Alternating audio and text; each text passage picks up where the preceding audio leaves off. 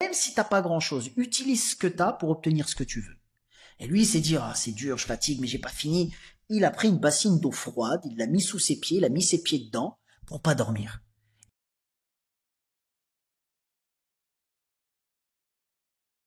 Bienvenue à tous sur Feedback, la chaîne qui inspire et qui renforce le cœur, le corps et l'esprit. Aujourd'hui, j'ai l'immense plaisir d'accueillir un homme au parcours incroyable, Mounir Biba. 13 fois champion du monde, mentor, juge olympique et entraîneur de l'équipe nationale chinoise. Mounir, il est intéressant et il est passionnant parce qu'il a fait bien plus que danser. Il a ouvert des portes, il a brisé des barrières culturelles et il a participé activement à l'intégration du breakdance comme discipline olympique. À travers son art, il nous montre comment la passion et le travail acharné peuvent transformer des rêves en réalité. Dans cet épisode, on va parler de son parcours, de ses défis, mais aussi de ce qu'il veut transmettre à la prochaine génération.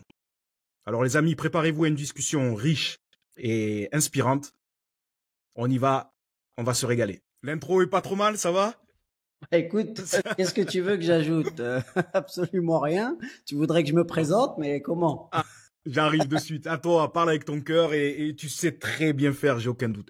Non, écoute, Mehdi, c'est un plaisir de participer à ton émission. J'en fais très peu, donc je suis très content de passer ce moment avec toi. En plus, un ancien athlète également, donc voilà, il y a plein de choses en commun, plein de choses à partager. Donc oui, moi je m'appelle Mounir Biba, j'ai 40 ans, j'ai été ancien athlète breaking pendant plus de 25 ans. Je dirige aujourd'hui, oui, l'équipe nationale de Chine. Olympique. Je mène des programmes depuis 2013 liés à la motivation. J'interviens dans plus de 65 pays, donc j'essaie de partager mon expérience et ma vision de la performance à travers des conférences, des bootcamps, de la formation, etc. J'interviens dans tout un tas de domaines, que ce soit l'entrepreneuriat, le sport de haut niveau, l'artistique, mais également auprès des étudiants, de la primaire jusqu'aux universités et grandes écoles. Donc c'est un plaisir d'échanger avec un maximum de gens et d'aller toujours à la recherche de l'excellence et de découvrir tous les jeunes talents qui peuplent ce monde. Super, Mounir. Ben écoute, je te remercie infiniment moi de participer aussi à mon émission. Je sais que le temps est précieux pour toi, mais c'est une chance de t'avoir, j'en suis conscient. On va passer Merci. un bon moment. Allons-y. Mounir, est-ce que tu peux nous expliquer comment tu as démarré, comment ça a commencé pour toi le breakdance? Parce que euh, c'est un sport particulier, c'est un art particulier. C'est avant tout un art qui est issu de la culture hip-hop, donc c'est un des piliers de la culture hip-hop. La culture hip-hop, tout le monde le connaît, sa musique, sa danse, sa mode, etc. Mais c'est vrai que c'est né au début des années 70 dans les rues du Bronx à New York, et le breaking est un des piliers de cette culture avant le rap, etc.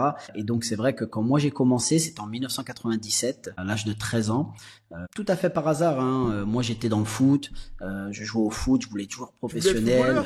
Tu voulais être footballeur au Je départ? voulais être footballeur, ouais, comme de nombreux jeunes de ma C'est vrai. génération, on voulait tous être footballeurs. Moi, c'était vraiment un projet que j'avais en tête. Je regardais les centres de formation et tout. J'étais vraiment pas mauvais du tout, hein. J'étais pas un crack non plus, mais j'étais vraiment pas mauvais. Mais j'avais surtout cette envie, cette motivation. Et puis, à l'automne 97, lors des vacances, avec mes potes du quartier, on fréquentait la MJC de chez nous et l'animatrice nous avait proposé de passer une petite semaine de découverte danse hip-hop. Donc c'était assez large, c'était vraiment danse hip-hop, donc ça mélangeait le debout, le sol.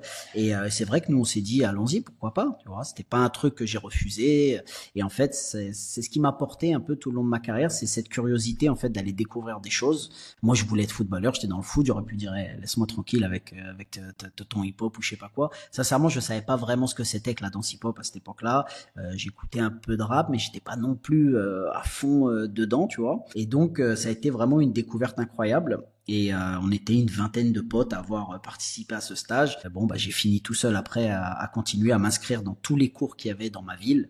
Donc là, j'ai découvert dans différents quartiers. Moi, je viens d'Angers, dans l'ouest de la France. Donc moi, je viens d'une petite ville assez bobo, Avrier, qui était un peu la petite quartier un peu riche. Donc il y avait le côté un peu ghetto du quartier riche. Et après, j'allais m'inscrire dans tous les quartiers de ma ville que je connaissais et là tu découvres un nouveau monde, tu Tu vois, là, tu découvres d'autres danseurs. Alors, tous plus grands que moi. Moi, j'étais jeune, j'avais que 13, 14 ans. Ils étaient tous à peu près 17, 18, 19, 20 ans. Ils dansaient déjà depuis 2, 3 ans. Et voilà, en fait, c'est comme ça que ça s'est fait. Et j'ai été piqué, en fait, tout de suite. Je me suis inscrit dans tous les cours. Je m'entraînais chez moi la journée. On sortait le soir, on s'entraînait dehors. Voilà, on a découvert quelque chose qui nous a porté. Et c'est vrai, moi, je continuais le foot. Hein, j'avais toujours cette ambition d'être footballeur. Hein. Le breaking n'avait pas encore pris toute la place, mais c'était déjà entré dans mon cœur. Ouais. Et qu'est-ce qui t'a attiré dans cette discipline? Alors, il y a plusieurs choses. Alors, il y a cette liberté de mouvement, cette liberté de création de mouvement, etc. On n'est pas limité par des mouvements obligatoires comme j'ai pu le connaître en gymnastique avec l'école, par exemple. Je me rappelle des barèmes avec des figures obligatoires, etc. Et là, dans le breaking, tu te rends compte que c'est une esthétique libre, totalement libre, qui laisse totalement place à la créativité en fait de chacun. Il y a c'est ce qu'on appelle le style breaking, donc oui, le langage breaking qu'on doit apprendre, mais à partir de là, le mouvement en lui-même, là, il a aucune limite et il y a aucune barrière. Et ça a été vraiment quelque chose de fondamental pour moi. La deuxième chose, c'est quand tu as 13, 14 ans et que tu apprends à faire des figures techniquement assez fortes que aucun de tes amis au collège ou plus tard au lycée sont capables de faire. Tu vois, il y a un sentiment un peu, tu vois, t'as l'impression de briller un peu, tu te sens un peu particulier. Donc quand t'es un jeune adolescent, ça renforce la confiance quand même.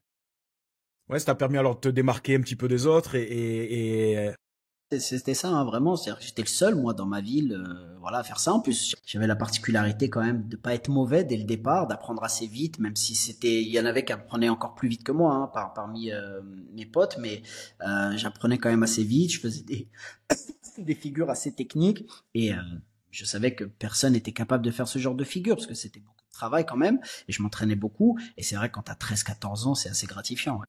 Ouais. ouais. Et t'as pas eu peur d'être en marge justement? Bah, je m'en suis pas rendu compte. Je veux dire, on était en marche dès le départ. Hein. J'ai quand même commencé dans une MJC chez moi, donc il y avait un environnement familier. Après, j'ai introduit pas mal de cours à droite à gauche qui étaient aussi dans des centres culturels ou dans des MJC d'autres quartiers de ma ville.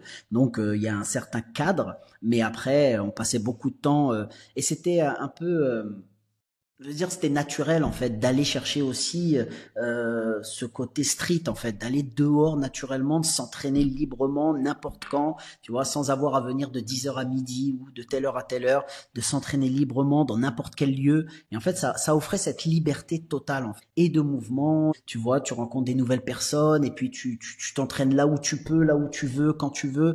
Et c'était ça qui était fort. En fait. Et en fait, toi, ouais, donc je comprends bien qu'il y a ce sentiment de liberté quand même, le fait de pouvoir faire ce que tu voulais quand tu le voulais, ça c'était prépondérant chez toi. Tu me disais que tu voulais être footballeur. J'ai l'impression que dans ta tête, c'était assez cadré parce que tu me dis, je regardais les centres de formation, etc. Pour le breaking, tu peux pas envisager une carrière. Déjà, tu savais même pas que tu pouvais, à mon avis, à l'époque, gagner ta vie en Ça dansant. existait pas, non, ça Ça existait existait pas. pas, tu vois. Le seul moyen de gagner sa vie, c'était d'être intermittent du spectacle. Donc, c'était de tourner dans des spectacles. Moi, j'étais très jeune, donc c'était pas envisageable encore. Et puis, tourner dans des spectacles à cette époque-là, les chorégraphes hip-hop n'existaient pas. Tous les danseurs hip-hop, même les plus grands de cette époque-là, dansaient pour des chorégraphes contemporains. Si tu veux, la danse hip-hop, elle est venue quelque part sauver de nombreux chorégraphes contemporains qui étaient vraiment sur la fin et qui commençaient vraiment à se perdre dans leur art et leur langage. Et en fait, ils sont venus chercher ce souffle nouveau, cette énergie fraîche et nouvelle de la danse hip-hop. Et dès le début des années 90, là, il y a eu voilà, de nombreux spectacles qui tournaient dans toute la France. Donc, tu avais des grandes compagnies. Et c'est qu'après, vraiment, fin 90, tout début 2000, qu'on a vu les tout premiers chorégraphes hip-hop, on va dire. C'est-à-dire, c'était des danseurs qui ont tourné avec des chorégraphes contemporains, qui ont appris les codes un peu du spectacle, de la création, de la mise en scène, etc. et qui ont monté leur propre compagnie, mais c'était difficile. Et moi, j'étais pas trop attiré par le spectacle. J'en ai fait beaucoup avec ma compagnie, notre première compagnie amateur qu'on a montée à Angers, justement avec les premières personnes que j'ai rencontrées à droite à gauche. On était, comme je disais, moi j'ai commencé, on était une dizaine, vingtaine, j'ai fini tout seul. J'ai rencontré d'autres personnes, on était encore une dizaine, vingtaine, mais de toute la ville, on a fini à 3. Donc, et on a monté notre propre compagnie à l'époque. Voilà, on s'orientait vers le spectacle naturellement parce que c'était le seul moyen d'en vivre, mais ça restait très difficile. On était des danseurs amateurs, fallait avoir avoir un réseau, tu vois, c'était compliqué. Et moi, c'était la compétition qui m'attirait. Moi, je m'entraînais pour la compétition, pas pour le spectacle. Même me dire que le seul moyen d'en vivre, c'était de tourner en spectacle, ça m'intéressait pas. Donc moi, je donnais des cours au début, dès l'âge de 15 ans, pour dire qu'il y avait pas de structuration, il y avait rien. C'est Moi, au bout de incroyable. 2 ans, je donnais des cours, Je faisais ma dernière année de collège avec 14-15 ans. J'allais, tu vois, j'allais donner mes cours en scooter à des adultes qui venaient en voiture, tu vois. Et pour l'anecdote, je me rappelle que tu sais, la dernière année en troisième, tu dois faire un stage d'une semaine en entreprise, tu vois. Et moi, je suis obligé d'aller voir mon directeur et lui dire oui, le mercredi après-midi, je pourrais pas être à mon stage parce que je donne des cours de danse. Et il comprenait pas, le directeur du collège, tu vois. Un gamin de 15 ans, 14-15 ans, tu vois, de troisième, qui vient de dire ouais, mais moi je donne des cours de danse toute l'après-midi le mercredi. Et je me rappelle, c'était marrant. Donc moi je dis ouais, moi je pourrais pas, voilà, faut que je m'arrange avec le patron de là où je serais. Et il comprenait pas. Ils ont dû halluciner de te voir dire ça. Le Mais il mec, il a comprenait 13 pas, il ans, voyait. 14 ans. Ouais, Ouais, sans parler des adultes qui venaient prendre des cours de danse hip-hop, pareil, venir pareil découvrir, et voient gamin. un gamin arriver avec son vieux scooter, tu vois, ils comprenaient pas, ouais. Il y avait pas de structuration, c'était vraiment freestyle, tu vois, c'était en 98, 99 quand je commençais à donner mes premiers cours, et c'est vraiment freestyle, hein. Et est-ce que tu avais un mentor ou une figure qui t'a inspiré? Alors à cette époque-là, pas vraiment, parce que j'ai découvert voilà, un univers dont moi, je viens d'une famille assez nombreuse, enfin, moi je suis fils unique. Oui. Plus tard, j'ai eu des petits frères, des petites sœurs, mais mes oncles, mes cousins sont assez nombreux. Et on était très sportifs, foot, hand et basket. Voilà, c'était nos trois sports dans la famille avec des joueurs de hand de très bon niveau à l'époque. Et ils ont été mes modèles. Ma famille, j'étais le plus jeune, moi, cousins de mes oncles, et donc je les suivais toujours avec eux, les tournois, les ceci, les cela, et on jouait beaucoup. Donc ils m'ont toujours un peu, ça a été mes guides un peu pour moi dans le côté compétitif, parce qu'ils étaient très compétitifs. Pas négativement, positivement, mais enfin moi je me rappelle, moi j'ai grandi avec des oncles qui me viraient du terrain parce que j'étais nul, quoi, tu vois. Et donc il y avait, tu vois, et bon, on parle de gens qui ont 10, 15 ans de plus que toi. Donc Ouais. quand t'es là, quand t'as 10, 12 ans et que tu dois jouer avec des mecs de 18, 20 ans, c'est dur, mais ça forge le caractère aussi, tu vois. Et donc moi j'ai grandi avec cet esprit-là un peu de compétition. Donc ça, eux, ils ont été un peu mes modèles à ce niveau-là. Mais après, une fois que j'ai démarré moi le breaking, j'avais pas de modèle. Dans ma famille, il y avait pas d'autres danseurs. Les gens étaient pas trop dans le rap. Au contraire, mes oncles, ils avaient un certain âge, ils écoutaient plutôt de la funk, etc. Donc moi j'ai grandi un peu plus dans ça. Donc, moi je suis rentré dans un univers, mais par moi-même. Donc j'avais pas vraiment de mentor.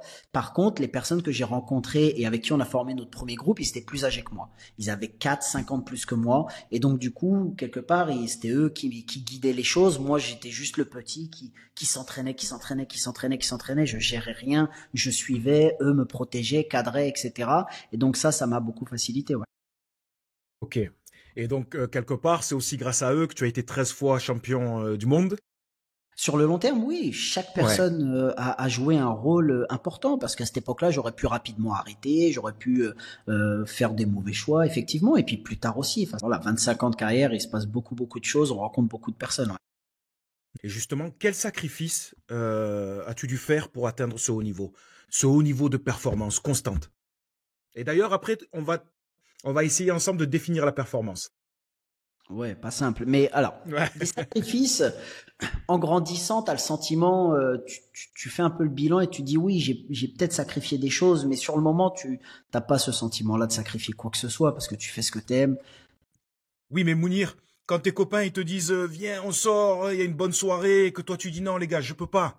Je peux pas, j'ai entraînement demain, j'ai danse demain ou j'ai cours demain. Pour moi, c'était pas un Euh, sacrifice parce que l'entraînement me procurait beaucoup plus de plaisir que, C'était ta je veux passion. dire, ouais, et moi je m'entraînais 6 heures par jour, 7 jours sur 7.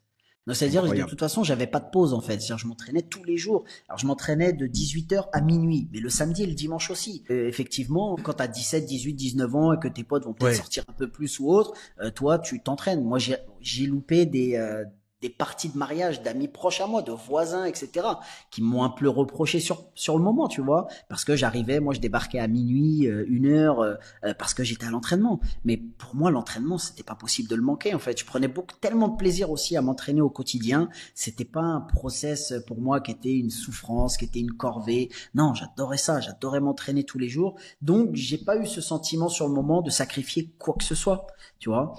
J'ai loupé, j'avais le mariage de de mon cousin très proche en 2006 plus tard, qui était sur 2 jours, heureusement, parce que moi le premier jour j'étais mon premier championnat de France par équipe, tu vois, et donc je suis venu que le lendemain, avec une nuit blanche, t'arrives le midi, t'as loupé les 3 quarts de la fête. Bon, bah ouais, mais tu gagnes ton premier titre de champion de France. Moi, j'avais pas ce sentiment-là de sacrifice, vraiment. C'est plus tard, quand tu fais le bilan, tu dis, ouais, j'ai pas poursuivi mes études, j'ai pris quand même un risque incroyable, j'ai loupé pas mal de moments avec des amis, de la famille, c'est vrai. J'aurais pu avoir des regrets si j'avais pas eu ce parcours-là. Tu vois, je veux dire, à un moment donné, tu dois prendre des risques, tu dois sacrifier des choses. Si ça fonctionne pas, tu peux avoir des regrets de te dire, ouais, j'ai sacrifié ci, ça, etc.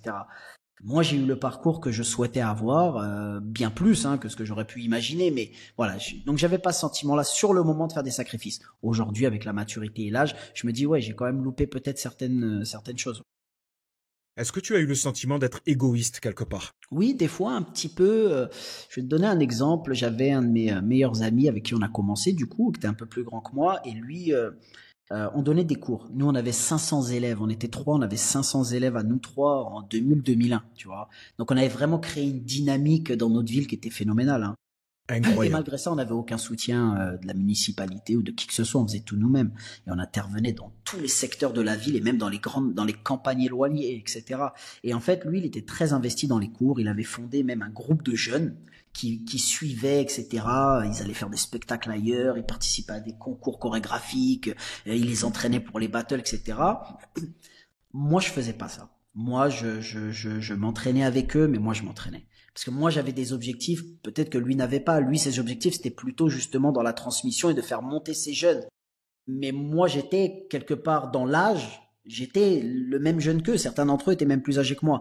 Bon, dans l'expérience et dans le background, j'étais là depuis plus longtemps, etc. Et j'avais peut-être un potentiel plus élevé. Donc, j'ai été un peu égoïste dans le sens où moi, je me suis pas investi avec des groupes de jeunes très tôt pour les faire monter. Moi, j'étais là pour monter moi, en fait. Et je sais que pas toujours, mais dans de nombreux cas, les gens l'ont quand même beaucoup regretté parce que ces jeunes-là, finalement, ils étaient là par passion, mais pas par projet professionnel. Donc, une fois leurs études terminées, ils sont partis dans une autre ville poursuivre leurs études, ou une fois leur diplôme acquis, ils ont tout arrêté, ils sont partis travailler. Et en fait, cette personne-là, elle s'est retrouvée, à tout reprendre à zéro quelque part. Et là, elle a commencé à se prendre en main elle-même et se dire, bah, c'est à moi finalement d'aller faire les choses. Moi, j'avais pas fait ce choix-là dès le départ. J'ai été un peu égoïste, mais moi, je voulais être le champion. Je voulais pas, à l'âge d'à peine 18 ans, 19 ans, encadrer des jeunes et les faire monter. Moi-même, j'étais pas encore en haut. Donc voilà. Sur ce point-là, oui, j'ai été un peu égoïste. Ouais. J'ai l'impression que tu es un gros bosseur. Et je crois que c'est ce qui t'a permis de t'éclater dans ta discipline. Est-ce que tu penses que le travail bat toujours le talent? Toujours. Toujours, moi il y a toujours cette phrase qui me portait et que je transmets aujourd'hui. Le travail dépasse le talent quand le talent échoue à travailler. Moi j'étais pas talentueux. Moi les gens Elle. qui étaient autour de moi étaient plus forts que moi, progressaient plus vite que moi.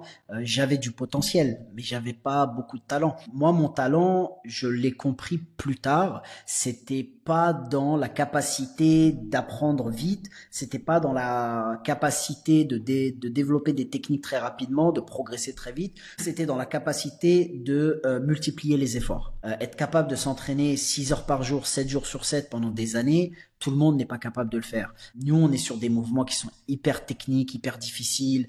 À une époque où j'ai pas de coach, j'ai pas de mentor, les gens qui sont avec moi, ils sont plus grands que moi, mais ils sont pas plus forts que moi. Donc, je suis même très rapidement devenu le plus avancé, tu vois ce que je veux dire, dans ma région, dans ma ville. Donc, t'as personne devant toi pour te guider, pour te pousser, etc. Tu vois, c'est presque les autres qui te demandent et qui sont en demande, tu vois. Donc, ça, c'était difficile. Donc, moi, j'ai vraiment compris que mon talent à moi, il était peut-être dans cette faculté à travailler. Mais c'était très bizarre parce que à la base, moi, je suis un gros feignant. Tu vois, c'est-à-dire, le moins je peux en faire, le mieux je me porte, hein, tu vois. Mais Mais peut-être que tu avais compris l'efficience, c'est-à-dire travailler ce qu'il fallait pour être le meilleur possible, non? en fait, je pense que Fallait quand que ça ait tu du sens. Fallait que ça ait du sens pour toi, en fait. moi, je pense que, en fait, ça n'existe pas à la fois la fainéantise, ou la paresse, ça n'existe pas vraiment. Je pense qu'il faut trouver, en fait, le domaine qui nous passionne.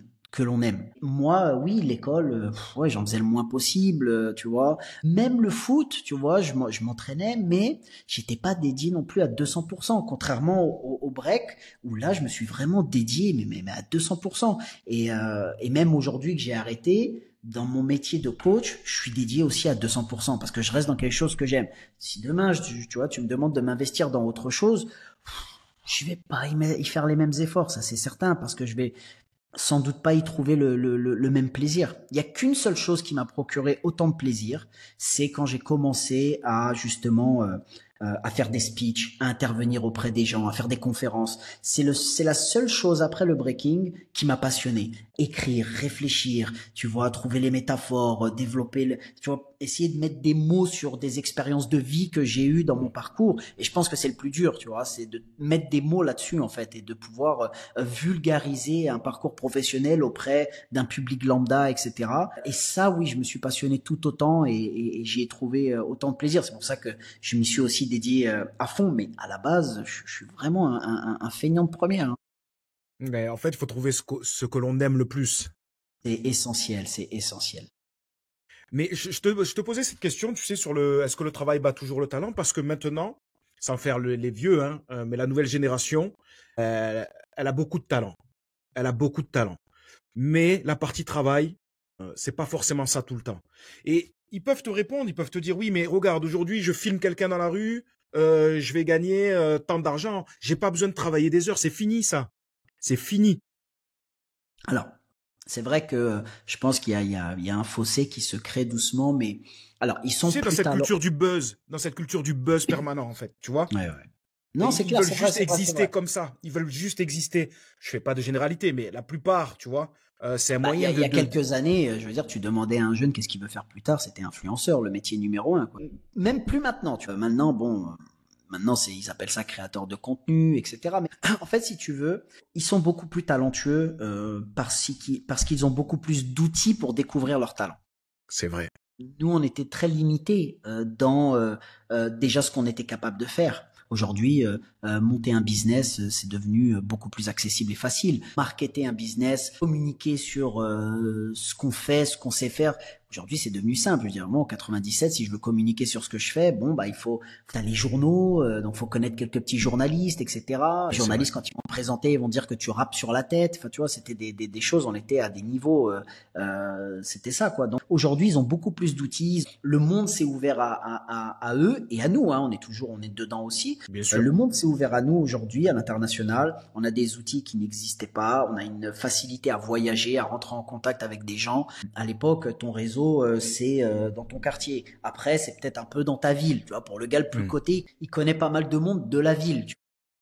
Maintenant, hors de ville, il connaît absolument personne. Bon, aujourd'hui, et moi j'en suis un exemple, j'interviens dans plus de 65 pays, j'ai des amis dans le monde entier, tu vois. Donc, C'est énorme. c'est énorme en fait. Et c'est pour ça que moi je dis souvent, moi je suis pas trop réseaux sociaux, tu vois. Il faut l'être un peu. Ah, j'y arrive pas trop, sincèrement, personnellement. Donc je suis un peu poussé par les gens qui m'entourent et mes équipes. Moi, je dis ça m'a jamais empêché de faire ce que je fais en fait, de pas trop être sur les réseaux. Je pense qu'au contraire, il y a les réseaux sociaux, mais il y a le réseau. Et pour moi, c'est ça le plus important en fait. C'est vraiment les personnes que tu connais, tu vois. C'est pas tant les réseaux sociaux. Et c'est vrai qu'on a peut-être une génération qui est rentrée dans la facilité. Elle est très talentueuse, mais elle rentre dans la facilité parce que d'abord, l'information, elle est très simple pour elle. Elle vient sans même la demander. Moi, notre génération à nous, elle avait un problème, et les générations d'avant, c'était encore pire, c'était le manque d'information. Donc moi, si tu veux, quand j'ai commencé, en plus je venais pas de Paris, si t'es pas de Paris, tu voyais pas les danseurs, tu connaissais rien. Nous, on avait quelques cassettes vidéo, mais qui dataient déjà de 2, 3, 4 ans en arrière. Et si tu veux, le breaking, d'année en année, c'est une transformation technique incroyable. Donc quoi qu'il arrive, nous, on avait peu d'informations, on n'avait que 2, 3 cassettes vidéo américaines ou le championnat du monde historique breaking, qui est le Battle of the Year par équipe, mais il datait déjà, il avait 2, 3 ans de retard. Et nous, on se basait Ouais. là-dessus, en fait. Donc moi, j'en avais que quelques-unes, mais je les saignais. Je les regardais en boucle. Donc en fait, Ouais. le peu d'informations que j'avais, je le maîtrisais entièrement. Aujourd'hui, le problème, il est inverse, c'est qu'on a un trop plein d'informations. C'est-à-dire que la première information, lorsqu'elle arrive, on n'a même pas le temps de l'étudier ou même de la lire. La deuxième est là, la troisième, la dixième, la millième. Et en fait, t'es vraiment submergé par l'information. T'es submergé, t'es noyé par l'information. Et donc, bah, finalement, c'est ce que moi j'appelle la Kubérisation. Tu sais, c'est cette application Kuber qui vient te réduire, te condenser les livres, les trucs, et te donner juste la petite substance, voilà, toute faite, toute prête, et tu manques en fait l'ensemble du truc. Et donc en fait, on a plein de gens qui sont capables de faire plein de petites choses, mais qui maîtrisent rien. Tu vois, ils maîtrisent rien. Et je pense que, in fine, il est préférable de maîtriser une seule chose que de savoir faire un peu tout. Tu vois, ouais, moi, comme je dis souvent, ne me demande pas de faire autre chose. Tu fais quoi dans la vie? Je suis danseur. Mais me demande pas de faire autre chose que du break, en fait. Je sais pas faire.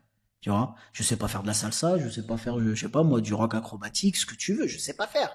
Même en danse hip-hop, je ne sais faire que du breaking. Me demande pas de faire ce qu'on appelle le popping, c'est toutes les ondulations, c'est la danse debout, du locking, de tout ce que tu me demande pas de faire ça. Moi, je ne sais faire que du breaking, mais ça suffit. Si ce que tu fais, tu le fais bien, pas besoin de savoir tout faire en fait. Tu as besoin de maîtriser une seule chose. Et c'est aussi un peu moi le discours que j'ai lorsque j'interviens en milieu scolaire, c'est que paniquez pas s'il y a des domaines dans lesquels vous n'avez pas une bonne moyenne, vous en sortez pas, c'est pas grave. Je veux dire, pousse dans tes points forts, c'est ce que nous on apprend dans le sport de haut niveau, pousse tes points forts jusqu'à leur limite, travaille tes points faibles. N'essaye pas de faire de tes points faibles un point fort. Alors, ça fonctionne pas. C'est-à-dire, si t'es attaquant demain, tu vas pas passer 90% à travailler ta défense. C'est pas ce qu'on te demande. Tu vois ce que je veux dire? Tu vas te mettre devant le but, et voilà, tu vas travailler la finition, tu vas travailler les tirs, et voilà, tu vas bosser 90%, c'est ça ton job. Maintenant, 10% va travailler tes retours défensifs, tes placements. Voilà, 10%. Travaille tes lacunes, mais pousse tes points forts. Et il y a des gens, malheureusement, ils sont pas forcément dans l'analyse de leur capacité, de leur potentiel et de leur réel talent. Ils sont dans l'analyse de ce qui marche. Tu vois ce que je veux dire? Ouais. Tiens, ça paye bien, je vais faire ce métier-là. Mais t'es pas fait pour ça. Tu vas pas tenir, en fait. Dans 6 mois, tu vas abandonner. Tu vois, c'est parce que l'argent, c'est pas le moteur, en fait. Tu vois, l'argent, elle viendra si ce que tu fais, tu le fais bien.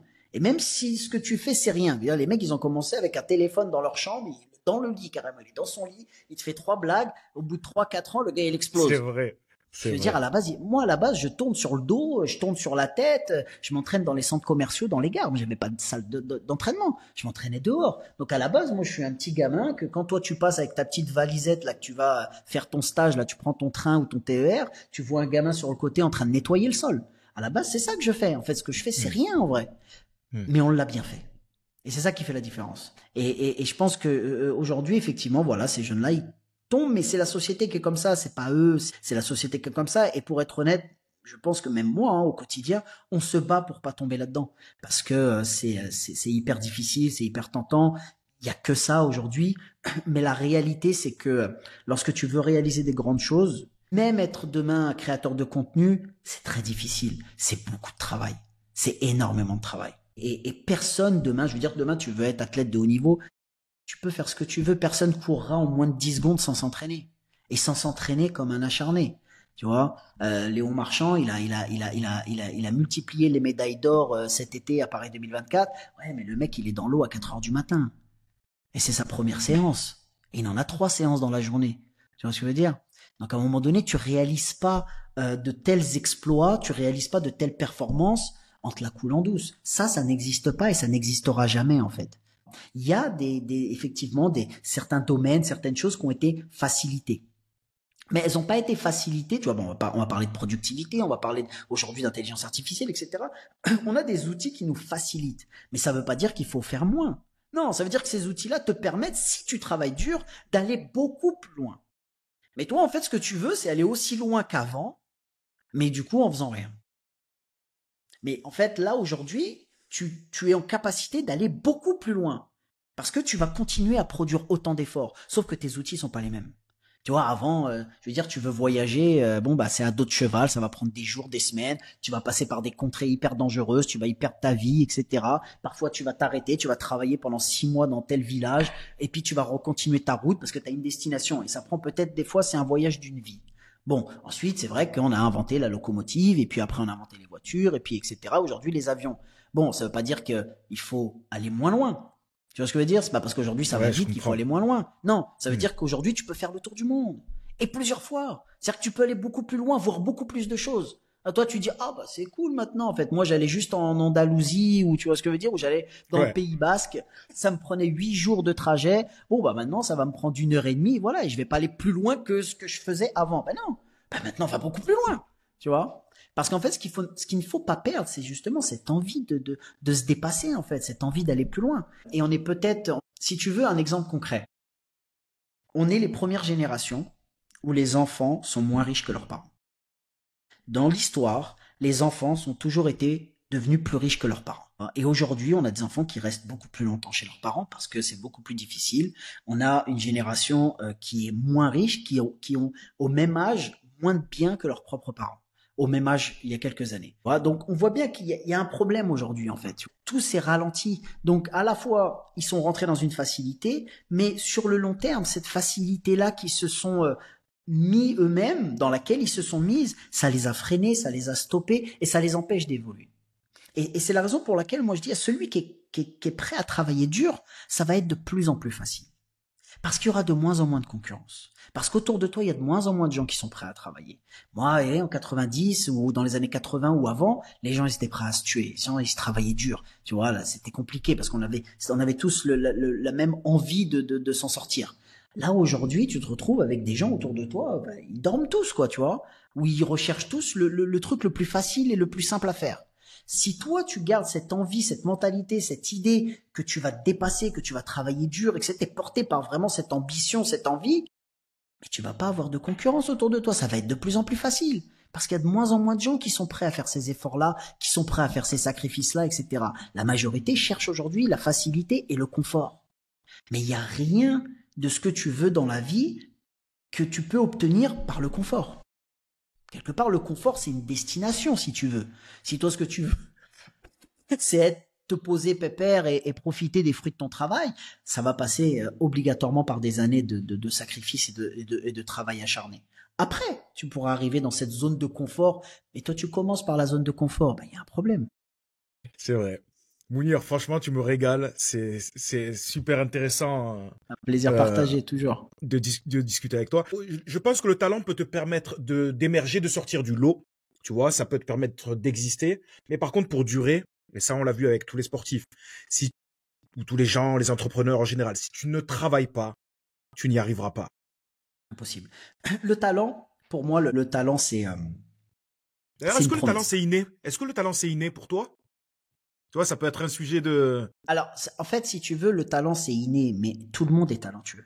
Mais seulement, les gens n'ont pas trouvé dans quel domaine D'accord. ils ont ce talent. Donc, tu as beaucoup de gens qui vont penser qu'ils n'ont pas de talent. Il y a beaucoup de gens qui vont penser qu'ils sont pas capables de. Non, c'est simplement que t'es pas au bon endroit, en fait. Tu vois, t'as pas encore trouvé ton domaine. Moi, je pense l'avoir trouvé dans le breakdance, mais peut-être que je me trompe. Peut-être qu'il y a d'autres domaines dans lesquels j'aurais été beaucoup plus loin et plus fort que le breakdance. Tu vois ce que je veux dire? Moi, le foot, j'ai cru que j'avais le talent et je me voyais là. Le breakdance, je l'ai découvert, il m'a amené ici. Mais peut-être que si j'avais découvert autre chose, il y a sans doute un tas d'autres choses dans lesquelles j'ai pas pris le temps de découvrir. Moi, je me suis investi dans ça. Tu vois, c'est à un moment donné, c'est un choix. Tu vois, ce que je veux dire, t'es là, tu regardes, bon, oh, tu vois, t'as tes Exact. économies, tu veux acheter une voiture, tu regardes laquelle, bon, tu fais ton choix. Tu vois ce que je veux dire? Après, elle est bien, elle est pas bien, t'as des problèmes, t'as pas de problème. C'est toi et ta chance, entre guillemets. Peut-être que si t'avais choisi une autre, là, elle aurait duré plus longtemps, t'aurais eu moins de problèmes, etc. Peu importe. C'est pareil. C'est-à-dire qu'à un moment donné, t'as choisi ton domaine dans lequel tu te sens bien, que tu aimes, dans lequel tu sens que tu as du potentiel. Est-ce que c'est ton plus haut potentiel? Je sais pas. Et on le saura jamais en vérité. Tu vois? Donc à un moment donné, il faut être satisfait aussi des choix qu'on fait, il faut se donner à fond, il faut pas avoir de regrets. Mais le talent, pour revenir à ta question, je pense que c'est inné, je pense que tout le monde est talentueux, mais que peu de gens découvrent réellement quel est leur talent. Alors il y a ceux qui ne le cherchent pas du tout, il y a ceux qui le cherchent, qui abandonnent, et il y a ceux qui lâchent pas. Et tout à l'heure, tu parlais de performance et je t'avais dit, on va rebondir dessus. Pour moi, la performance au sens large et global, ça a été de transcender les limites ancrées en moi-même ou que la société ou le système pouvait façonner. Ça, c'est le sens large. Ensuite, peut-être que on peut parler aussi de performance, moi, dans mon cas, dans le rugby sur un match. C'est essayer de regrouper toutes les ressources pour donner le meilleur de moi-même au moment venu. Qu'est-ce que signifie la performance pour toi? La performance, pour moi, en fait, elle est unique à chaque personne. Parce que en fait, c'est ta performance. D'accord? Et ta performance, c'est quoi? C'est ce que tu viens exactement de dire, c'est d'être capable de donner le meilleur de soi-même, de s'être préparé le mieux possible, d'avoir travaillé le mieux possible, d'avoir ensuite produit la performance du moment la meilleure possible. Qu'elle soit mieux qu'un autre ou pas, il n'y a pas de comparaison dans la performance. D'accord? On va pas comparer les performances. C'est ta performance. Ça veut dire que si là, tu es à 100% de tes capacités et de ce que tu peux donner et du résultat que tu peux obtenir, voilà, ça, c'est ta performance et tu as réussi. Maintenant, ça ne veut pas dire que c'est ta limite. Non, parce que la limite, c'est à toi de la repousser par le travail, le temps, l'expérience. Aujourd'hui aussi, les technologies, les façons de travailler, elles évoluent, sont pas la même. Le matériel n'est pas le même. Je veux dire, tu prends les chaussures des mecs des années 60, tu prends les chaussures d'aujourd'hui, c'est normal que le mec il court plus vite. Tu vois ce que je veux dire? Bon, c'est pas le même matériel, c'est pas les mêmes équipements, c'est pas les mêmes techniques de travail. Il y a pas le même aussi accompagnement médical, etc. La récupération. Enfin, il y a tout un tas d'éléments qui fait que l'être humain il progresse. Maintenant, effectivement, aujourd'hui, il progresse moins rapidement qu'à une époque, parce qu'il y a eu aussi, voilà, à un moment donné, ça va vite, tu vois, dans la technologie, dans les trucs, ça va très vite. Bon, bah, on a atteint pas les limites, mais on s'en rapproche, donc maintenant, ça va un peu moins vite. Donc maintenant, les records, ils tombent, mais bon, ils descendent pas de beaucoup, tu vois ce que je veux dire. Mais Ouais. la performance, elle est individuelle. C'est ta performance à toi, tu vois. Après, si ta performance, elle est numéro un mondial, bah, félicitations, bravo, tu vois ce que je veux dire. Maintenant, c'est à toi de continuer à pousser en fait pour que ta performance, elle progresse. Et ensuite, c'est selon tes objectifs. Si tu veux être le numéro un dans ce que tu fais, eh ben oui, tu vas comparer ta performance avec le top 3 ou le numéro un dans ton domaine. Et là, tu sais jusqu'où tu dois aller et tu sais ce que tu dois faire pour aller jusque-là. Maintenant, si tu es, tu sais, ce qu'on appelait avant le sportif du dimanche. Bon, c'est un peu faux maintenant. Hein. Le sportif du dimanche, il est plutôt bon hein, maintenant. Hein. Le mec, Croche-toi maintenant. sportif du dimanche, il fait des Ironman, il te fait des. Maintenant, ils ont donné des noms à des trucs, c'est incroyable. Tu dis, c'est même pas humain. Le mec, c'est un sportif du dimanche. Hein. Le gars, il travaille chez Boulanger la semaine. Non, c'est un truc de ouf. Donc aujourd'hui, justement, la technologie, la façon de travailler, l'accessibilité aussi. Je veux dire, les salles de sport aujourd'hui qui foisonnent absolument partout, avec toutes les marques, etc. Ça a permis aux sportifs du dimanche de se préparer, de s'entraîner, de progresser, etc. L'accès à Internet, à la connaissance qu'on n'avait pas avant pour la récup. Bah, moi, j'ai commencé, j'avais ni nutritionniste, ni kiné, nous, on savait même pas s'échauffer, quoi. Tu vois. Moi, je savais même pas comment m'échauffer correctement. Je savais même pas comment faire des étirements. Moi, j'étais dans le foot, comme je t'ai dit. Moi, j'étais raide. Bon, dans ma discipline, il faut quand même un minimum de souplesse. Et moi, je regardais les têtes de l'époque, les mecs les plus forts, et ils étaient souples. Ils développaient des mouvements que j'étais pas capable de faire. Qu'est-ce que j'ai fait? Je me suis étiré 3 heures par jour pendant 2 ans. Ça faisait partie de mon travail. Dans mes 6 heures d'entraînement, il y avait 1 heure et demie d'étirement. Je rentrais à minuit chez moi après 6 heures d'entraînement, je m'étirais pendant 1 heure et demie encore. Et ça, je l'ai fait pendant 2 ans. Tu vois? Parce qu'à un moment donné, tu as des objectifs. Il faut mettre en place tout ce qu'il faut faire et c'était sans connaissance. J'ai pas un mec qui va me dire comment m'étirer, j'ai personne qui va me dire si ce mouvement-là il est bien, pas bien en fait. Et c'est pour ça que aujourd'hui, comme je le dis, quand je dirige aujourd'hui des athlètes, j'attends d'eux qu'ils deviennent beaucoup plus forts que moi. Et ils ont l'obligation d'aller beaucoup plus loin que moi parce que quelque part ils commencent là où moi je me suis arrêté. Tu vois, ils arrivent avec les connaissances, avec les structures, des gens qui vont les accompagner, des coachs, des kinés, des préparateurs physiques. Oh, ça n'existait pas tout ça. Oui, mais Mounir, ils vont avoir la motivation, les connaissances, mais est-ce qu'ils vont avoir la discipline de travail? La Effectivement, si tu discipline, veux, le confort te fait perdre la faim. Tu vois, c'est cette faim, cette envie de réussir. Oui, bien sûr. ça c'est clair. Et c'est pour ça, si tu veux, que moi j'ai commencé en 2013 mes programmes de motivation qui s'appellent HWE, Hard Work, Easy Everything, ce qui signifie travailler dur pour que tout devienne facile. Et en fait, c'est l'histoire de mon parcours en fait. C'est-à-dire que à la base, c'était vraiment pour guider ou motiver la jeune génération dans mon sport. J'avais pas la vocation d'aller à l'extérieur et tu vois, enfin, j'avais pas cette prétention-là non plus d'aller travailler avec des athlètes pros ou autres. Et donc moi, ce que j'ai remarqué, c'est que il y avait une jeune génération qui avaient la facilité à voyager, qui pouvaient rentrer en contact avec n'importe qui sur Internet. Enfin, moi, je veux dire, les légendes de mon époque, je pouvais pas rentrer en contact avec eux. Bon, ils ont pas d'adresse mail, ils ont pas de fait, enfin, ça existe pas les réseaux sociaux, ils ont pas de portable. Enfin, tu rentres pas en contact avec ces gens-là. Tu les regardes à la télé, dans des vidéos, et c'est tout. Eux, moi, je reçois des messages de mecs qui sont au Bangladesh, l'autre, il est en Nouvelle-Zélande. Enfin, tu vois ce que je veux dire? Du monde entier. Ça devient tellement simple de rentrer en contact avec des référents dans ton domaine. Et donc, je voyais tous ces jeunes-là grandir dans un univers propice, tu vois, au haut niveau, propice à la performance. Ils avaient des salles de danse. Je m'entraînais dans la gare, moi, et les centres commerciaux, tu vois, j'avais pas de salle de danse. Mais par contre, justement, je remarquais que les mecs, ils avaient de moins en moins faim, en fait. Ils s'entraînaient pas aussi dur, tu vois. Et en fait, tu te rends compte que le confort, bah, ça t'endort. Et donc, c'est pour ça que j'ai commencé à travailler là-dessus, parce que moi, j'étais encore athlète. Tu vois, à ce moment-là, moi, j'ai arrêté en fin 2018, où j'ai décidé, peut-être on y reviendra après, c'est quand j'ai intégré le Kojo Paris 2024 pour l'entrée du breaking, c'est là où j'ai décidé d'arrêter, tu vois. Mais moi, 2013, quand je commence HWE, je suis au sommet de mon art, quelque part, tu vois. Je viens de remporter quasiment tous mes titres, j'ai 28 ans, 29 ans, je suis en pleine bourre.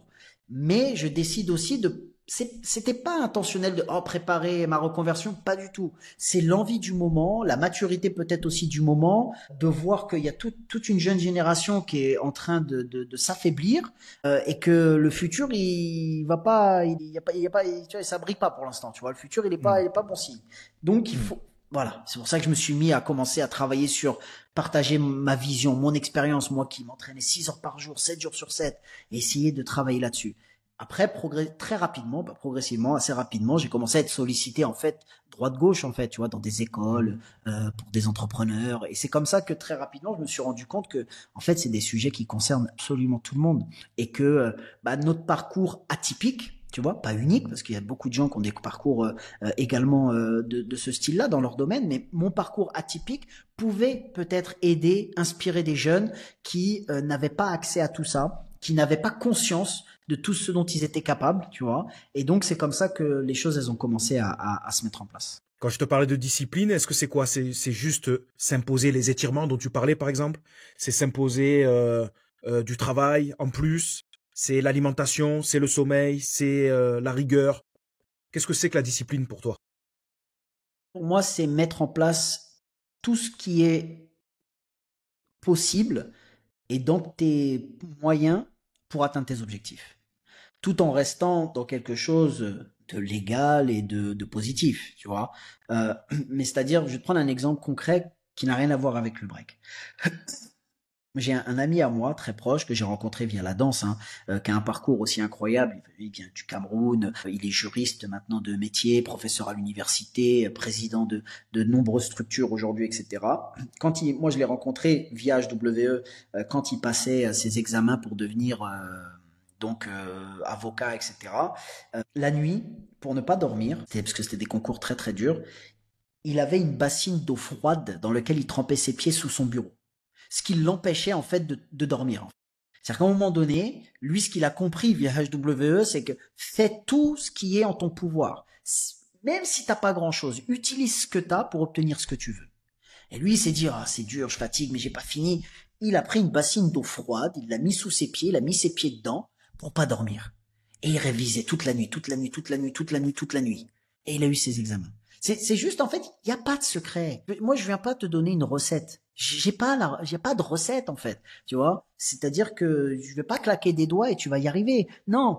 C'est qu'à un moment donné, il va falloir faire des choses. Et selon d'où tu viens, selon qui tu es, selon les outils que tu as à disposition. Moi, quand je m'entraînais, je savais pas comment m'étirer. Ouais, des fois, je mettais des poids, tu vois, je mettais des poids sur les jambes, je mettais des poids sur le dos. Je faisais ce qui me semblait être bon pour moi pour progresser, tu vois. Alors qu'aujourd'hui, tu montres ça à un kiné, il va te dire, oh là là là, qu'est-ce qu'il fait ça? Tu vois ce que je veux dire? Mais Exact. ouais, mais si je t'avais rencontré kiné il y a 15 ans, 20 ans, j'aurais jamais fait ce que j'ai fait. Tu vois, parce qu'à un moment donné, il a fallu aussi passer par là, il a fallu apprendre de nos erreurs aussi, gagner de l'expérience pour la transmettre après, hein, tu vois. Et c'est ce qui permet à cette jeune génération d'aller beaucoup plus loin, parce que du coup, c'est comme un GPS, quoi. Je veux dire, le GPS aujourd'hui, il t'empêche de te tromper. Tu vois, avant, tu vas lire une carte, tu vas galérer, ah non, c'est pas la bonne route, à demi-tour, et tu galères, mais on est où? Tu trouves pas, tu sais pas. Bon, aujourd'hui, le GPS, il te permet d'aller très vite et très loin. C'est à ça que servent les mentors, c'est à ça que servent les coachs, c'est à ça que servent tous les éducateurs, et c'est à ça que servent, en premier lieu, les parents. Tu parlais tout à l'heure d'erreurs. Est-ce que tu as déjà échoué? Est-ce que tu as déjà rencontré l'échec? Euh, et c'est quoi un échec pour toi, Mounir? Tu, tu sais, je dis souvent, on a tellement connu l'échec qu'on pourrait battre le champion des échecs les yeux bandés. Tu vois ce que je veux dire? Tellement on a connu l'échec. Mais en fait, personne ne peut réussir sans échouer. C'est impossible. C'est impossible. Le doute fait partie du parcours. Bien sûr, les échecs font partie du parcours. Tout ça, c'est quelque chose qui te nourrit. C'est quelque chose sur lequel tu apprends et avec lequel tu vas avancer. Maintenant, moi, je considère que échouer, c'est abandonner. Je pense qu'on on Ok. n'échoue pas jusqu'à ce qu'on abandonne. Je veux dire, demain, moi, j'ai pas remporté mon titre de champion du monde, enfin le plus important, qui est la compétition Red Bull PC One, qui est la plus mythique chez nous. J'ai pas remporté ce titre du premier coup, tu vois. Mais par contre, je suis toujours revenu. Et c'est ça qui fait la différence. Je veux dire, demain, et on me posait la question, voilà, si je réussis pas mon examen, qu'est-ce que je dois faire? Tu reviens. Et si j'échoue une deuxième fois, bah tu reviens. Mais si j'échoue, bah mais jusqu'à quand? Bah, jusqu'à ce que tu l'aies en fait. Je veux dire, à un moment donné, il n'y a pas de secret. Je veux dire, jusqu'à ce que si c'est ce que tu veux, tu reviendras jusqu'à ce que tu l'aies. Et chaque année va t'apprendre quelque chose de nouveau pour que tu puisses que tu vas mettre en place pour l'année suivante jusqu'à ce que tu y arrives. Demain, tu veux être médecin. Moi, je vais voir mon docteur. Je lui ai jamais demandé combien d'années il lui a fallu pour passer son examen, mon docteur. À un moment donné, quand moi j'interviens, personne m'a jamais demandé, ouais, mais t'as perdu combien de fois les compétitions? Enfin, c'est des questions qui ne se posent pas, en fait. Quand t'as un expert dans son domaine que tu vas voir, jamais tu vas lui poser la question à savoir, ouais, mais attends, il t'a fallu combien de fois? T'as loupé le diplôme combien de fois? etc. C'est des questions qui n'existent pas. Une fois que tu arrives, t'es au même niveau que tout le monde. Peu importe le temps qu'il t'a fallu, peu importe les étapes par lesquelles t'es passé, une fois que t'arrives tout en haut, tu admires la même vue que tout le monde. Et peut-être même que tu vas au contraire l'apprécier beaucoup plus. Parce qu'il y aura pas eu il y aura pas eu au contraire, il y aura eu ce sentiment, tu vois, d'acquis, tu vois, de mérite. Là où peut-être quelqu'un qui a été un peu parachuté par ici, ou qui l'a eu avec beaucoup de facilité, va pas se rendre compte de la chance qu'il a d'être là. Tu vois, parce que finalement, il n'a pas souffert pour ça. Et je pense que c'est important de souffrir. C'est important de sentir la difficulté. C'est là où tu vas vraiment réaliser d'abord ce que tu as fait, tu vois, ta performance, qu'elle soit personnelle, professionnelle ou sportive, tu vas réaliser l'impact de ta performance, mais tu vas surtout apprécier les fruits de celle-ci. Tu vois, mais pour ça, faut avoir conscience. Ouais, c'est totalement vrai ce que tu dis et ça me parle directement parce que quand j'ai repris l'école, je suis retourné en école de kiné, j'étais avec des gamins de 18 ans, 20 ans. Et c'était souvent papa et maman qui avaient payé les études pour intégrer l'école, tu vois. Eux, si tu veux, ne savaient pas pourquoi ils étaient là. Moi, par contre, j'avais la détermination. Alors oui, j'étais un peu à la bourre par rapport à eux parce que je sortais pas du bac. Mais par contre, j'avais la motivation, je savais ce que je faisais là et pourquoi j'étais là, tu vois. Background d'athlète professionnel dans ton sport, ça s'ajoute, tu sais. Moi, je dis souvent, c'est une phrase qu'un de mes meilleurs amis m'a dit il y a très longtemps. L'être humain, il n'a pas appris à faire du feu en lisant un livre. C'est par la pratique. Et l'expérience de terrain, elle est inégalable. Inégalable. Tu sais, moi, j'ai pas de diplôme de coach. Je dirige une équipe olympique, médaillée olympique. J'ai pas de diplôme de coach. J'ai pas de diplôme de danse. J'ai pas de diplôme de professeur de danse. Je suis intervenu dans les plus grandes écoles du monde. J'ai pas de diplôme de danseur interprète. J'ai inauguré le plus grand opéra du monde en Chine en 2007. J'ai joué dans les plus grands théâtres du monde. J'ai pas ces diplômes. En fait, la pratique, l'expérience de terrain, c'est ça qui est inégalable. La théorie, c'est important, mais pour moi, elle doit presque venir à la fin, valider, tu vois, quelque part, ou peaufiner un petit peu toute ton expérience de terrain. Ouais. Mais si tu commences par la théorie, t'iras pas loin. Honnêtement, t'iras pas loin. Oui, mais on est dans une société qui t'évalue, et encore plus en France, toi, je sais que tu voyages à travers le monde, mais qui t'évalue sur tes diplômes. sur ton CV, sur, tu De vois? moins en moins, c'est vrai, De mais moins en moins. de moins Je en suis moins, d'accord de avec moins toi. en moins. Ouais. Et c'est important de se préparer aussi à ce shift qui arrive de toute façon. Moi, demain, si je dois recruter quelqu'un dans mes équipes ou quoi, je vais pas regarder son CV, je veux dire, académique. Ça m'intéresse pas, en fait. Montre-moi ce que tu as fait, montre-moi ce que tu es capable de faire. Moi, j'ai une personne dans mon équipe qui gère toute la vidéo. On démarre là-dessus, hein, ça fait déjà 3 ans qu'il est avec moi, mais voilà, je te disais, les réseaux sociaux, c'est pas mon truc, donc il est tout le temps à me pousser, etc. C'est un jeune Marocain que moi j'ai rencontré en 2009-2010 sur un projet associatif au Maroc. C'était un gamin à l'époque, c'était un jeune danseur. Je l'ai pas revu pendant des années. Il a arrêté la danse et lui, il a un parcours aussi extraordinaire. C'est que voilà, c'est un petit pauvre qui venait du Maroc, qui a travaillé très dur dans les hôtels, l'animation pour se payer ses premières petites caméras. Il a tout appris sur YouTube. Il a tout appris sur YouTube. Il est arrivé en France. Il s'est dit, comme tu as dit là, ah, il me faut des diplômes, et sinon ça va être compliqué. Il est à Strasbourg. Il a été s'inscrire dans une grande école de vidéo, etc. à Strasbourg. Et quand ils l'ont évalué, ils lui ont dit, attendez, on a un problème là parce que on peut rien vous apprendre. Vous êtes bien trop avancé pour nous. Il a dit, regardez ce qu'on vous propose. Et écoute bien, ils lui ont dit, restez avec nous 1 an, formez nos équipes, nos profs, nos tout ça, et on vous donne le diplôme dans 1 an. C'est-à-dire que lui, c'est un autodidacte. Il a tout appris sur YouTube. Il a commencé avec les petites caméras. Après, il a acheté une meilleure et les machins. Il faisait les trucs gratuits. Il faisait les montages, tac, tac. Il est devenu tellement fort qu'une école qui délivre des diplômes en France lui a dit, attendez, on va rien vous apprendre, nous. Restez avec nous, aidez-nous, formez nos gars, et à la fin de l'année, vous aurez votre diplôme. Et c'est comme ça que lui, il a fait. Tu vois. Et alors, bien sûr, tout le monde est peut-être pas capable de faire tout ça, même si moi je pense que tout le monde en est capable, mais peu de gens peut-être en ont conscience. Il y a de plus en plus, on va pas dire de moins en moins, même si c'est vrai, mais il y a de plus en plus de personnes qui réussissent sans diplôme. Tu vois. Au contraire, le diplôme c'est aussi une limite quelque part. Tu vois, parce que ça te met dans un cadre que tu apprends à ne pas dépasser. Or, moi, je viens d'un domaine, et c'est ce qui m'a attiré dedans, où il n'y a pas de cadre, où il n'y a pas de limite, où la performance, en fait, elle ne s'arrête jamais. Si tu as fait 1, bah, il va falloir aller faire 2. Si tu as réussi 2, bah, tu vas viser 3. Et ça s'arrête pas, en fait. Et c'est pour ça qu'aujourd'hui, nous, dans notre domaine, on a des petits, ils ont 9 ans, ils viennent de Russie, ils détiennent tous les records. Il fait 70 tours sur une seule main. Moi, de mon temps, si t'en faisais 5, t'étais phénoménal. Le mec, il a 9 ans, il t'en fait 70. Tu vois, et lui, il te le fait comme ça, comme si de rien n'était. Mais parce qu'il n'a pas cette limitation dans la tête. Personne lui a dit, non, mais de toute façon, t'en feras jamais plus de 10. Personne n'en fait plus de 10. Il a dit, ah, ouais, ok, bah, tu vas voir. Eh, le mec, il en fait 60. Et ils C'est sont ça beaucoup, que tu vois. ouais, quand je te disais qu'on est façonné aussi par le système, c'est que parfois les limites viennent de l'extérieur, tu vois, c'est particulier. Alors oui, elles viennent souvent de l'extérieur et après nous malheureusement elles agissent un peu sur notre inconscient, notre subconscient et on va se limiter nous-mêmes après. Ouais. Et je dis ça, mais moi aussi il y a beaucoup de domaines dans lesquels je me limite. Hein. Tu sais, tout ce qui est entrepreneurial ou même mes programmes de motivation, j'interviens beaucoup physiquement. J'ai commencé à monter des programmes en ligne dès 2014. J'ai commencé à les écrire. Je les ai jamais lancés, je les ai jamais faits. À une époque où ça existait quasiment pas. Tu vois, ça n'existait presque pas, 2014. Et parce que peut-être j'étais aussi moi, indirectement, je me limitais aussi moi-même. J'ai l'impression de pas être dans mon domaine réellement. Enfin, c'était compliqué. Aujourd'hui, beaucoup moins, mais quand même.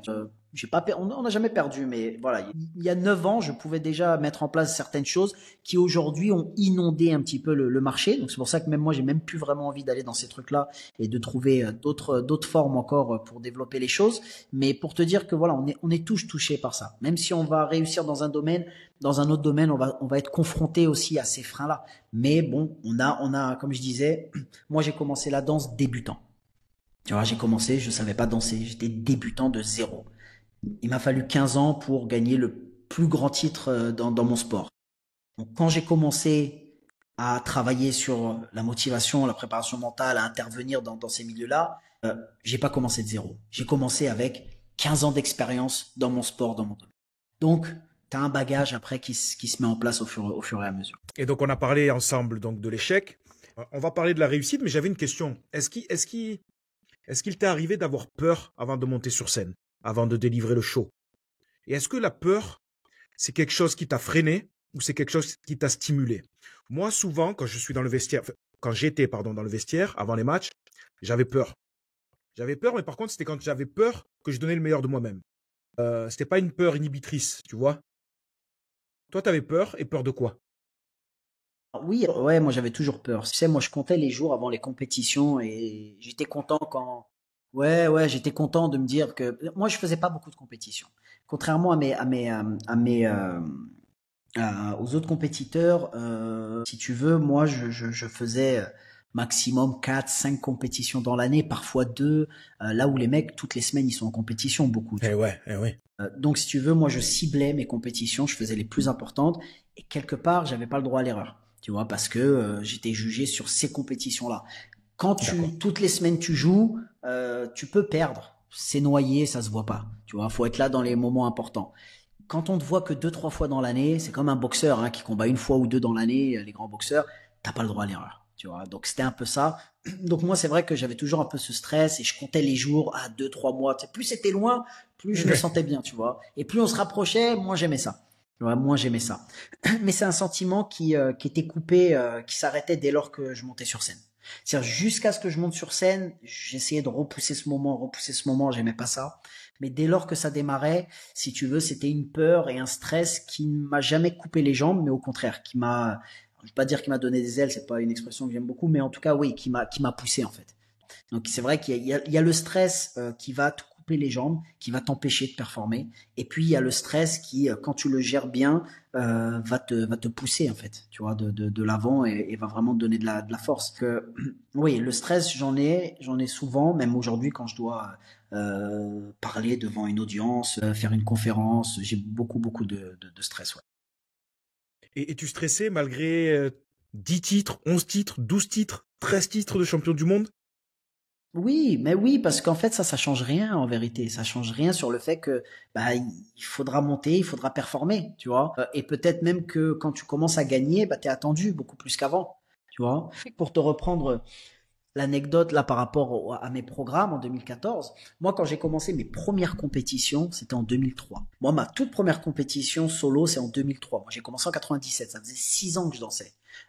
6 ans, les mecs, ils ont fait des milliers de compétitions. Moi, je vais faire ma première compétition, je pars en Hollande faire un grand championnat du monde très connu dans notre domaine. À une époque où Internet était encore qu'à ses tout débuts, etc. Donc, c'était un truc énorme. Moi, quand j'arrive là-bas, j'ai pas de stress. Dans le sens où je suis pas attendu, on me connaît même pas. Les Français présents là-bas, parce qu'il y a beaucoup de Français, ne savent même pas qui je suis, ne savent même pas que je suis français.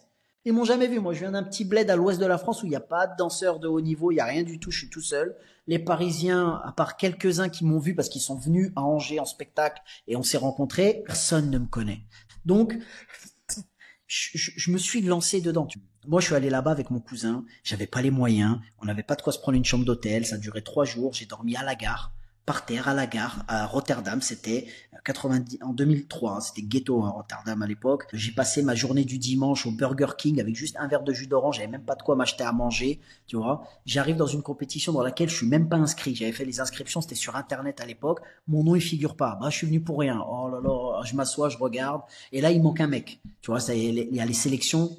Et là, il manque un mec. Il l'appelle, il Incroyable. rentre pas. Ah, je me lève, je saute au milieu, je dis moi, je suis venu pour ça, tu vois. Et là, il me demande mon nom, tac, tac, tac, je le fais, je vais jusqu'en finale. En C'est un finale de film, ça, à championnat du vous monde, dire. C'est c'est un incroyable. film. Mais c'est la folie, mais je te jure, mais Ouais. mon cousin, il dansait un petit peu avec moi, mais il Ouais. était là juste pour être avec moi, il dansait pas vraiment.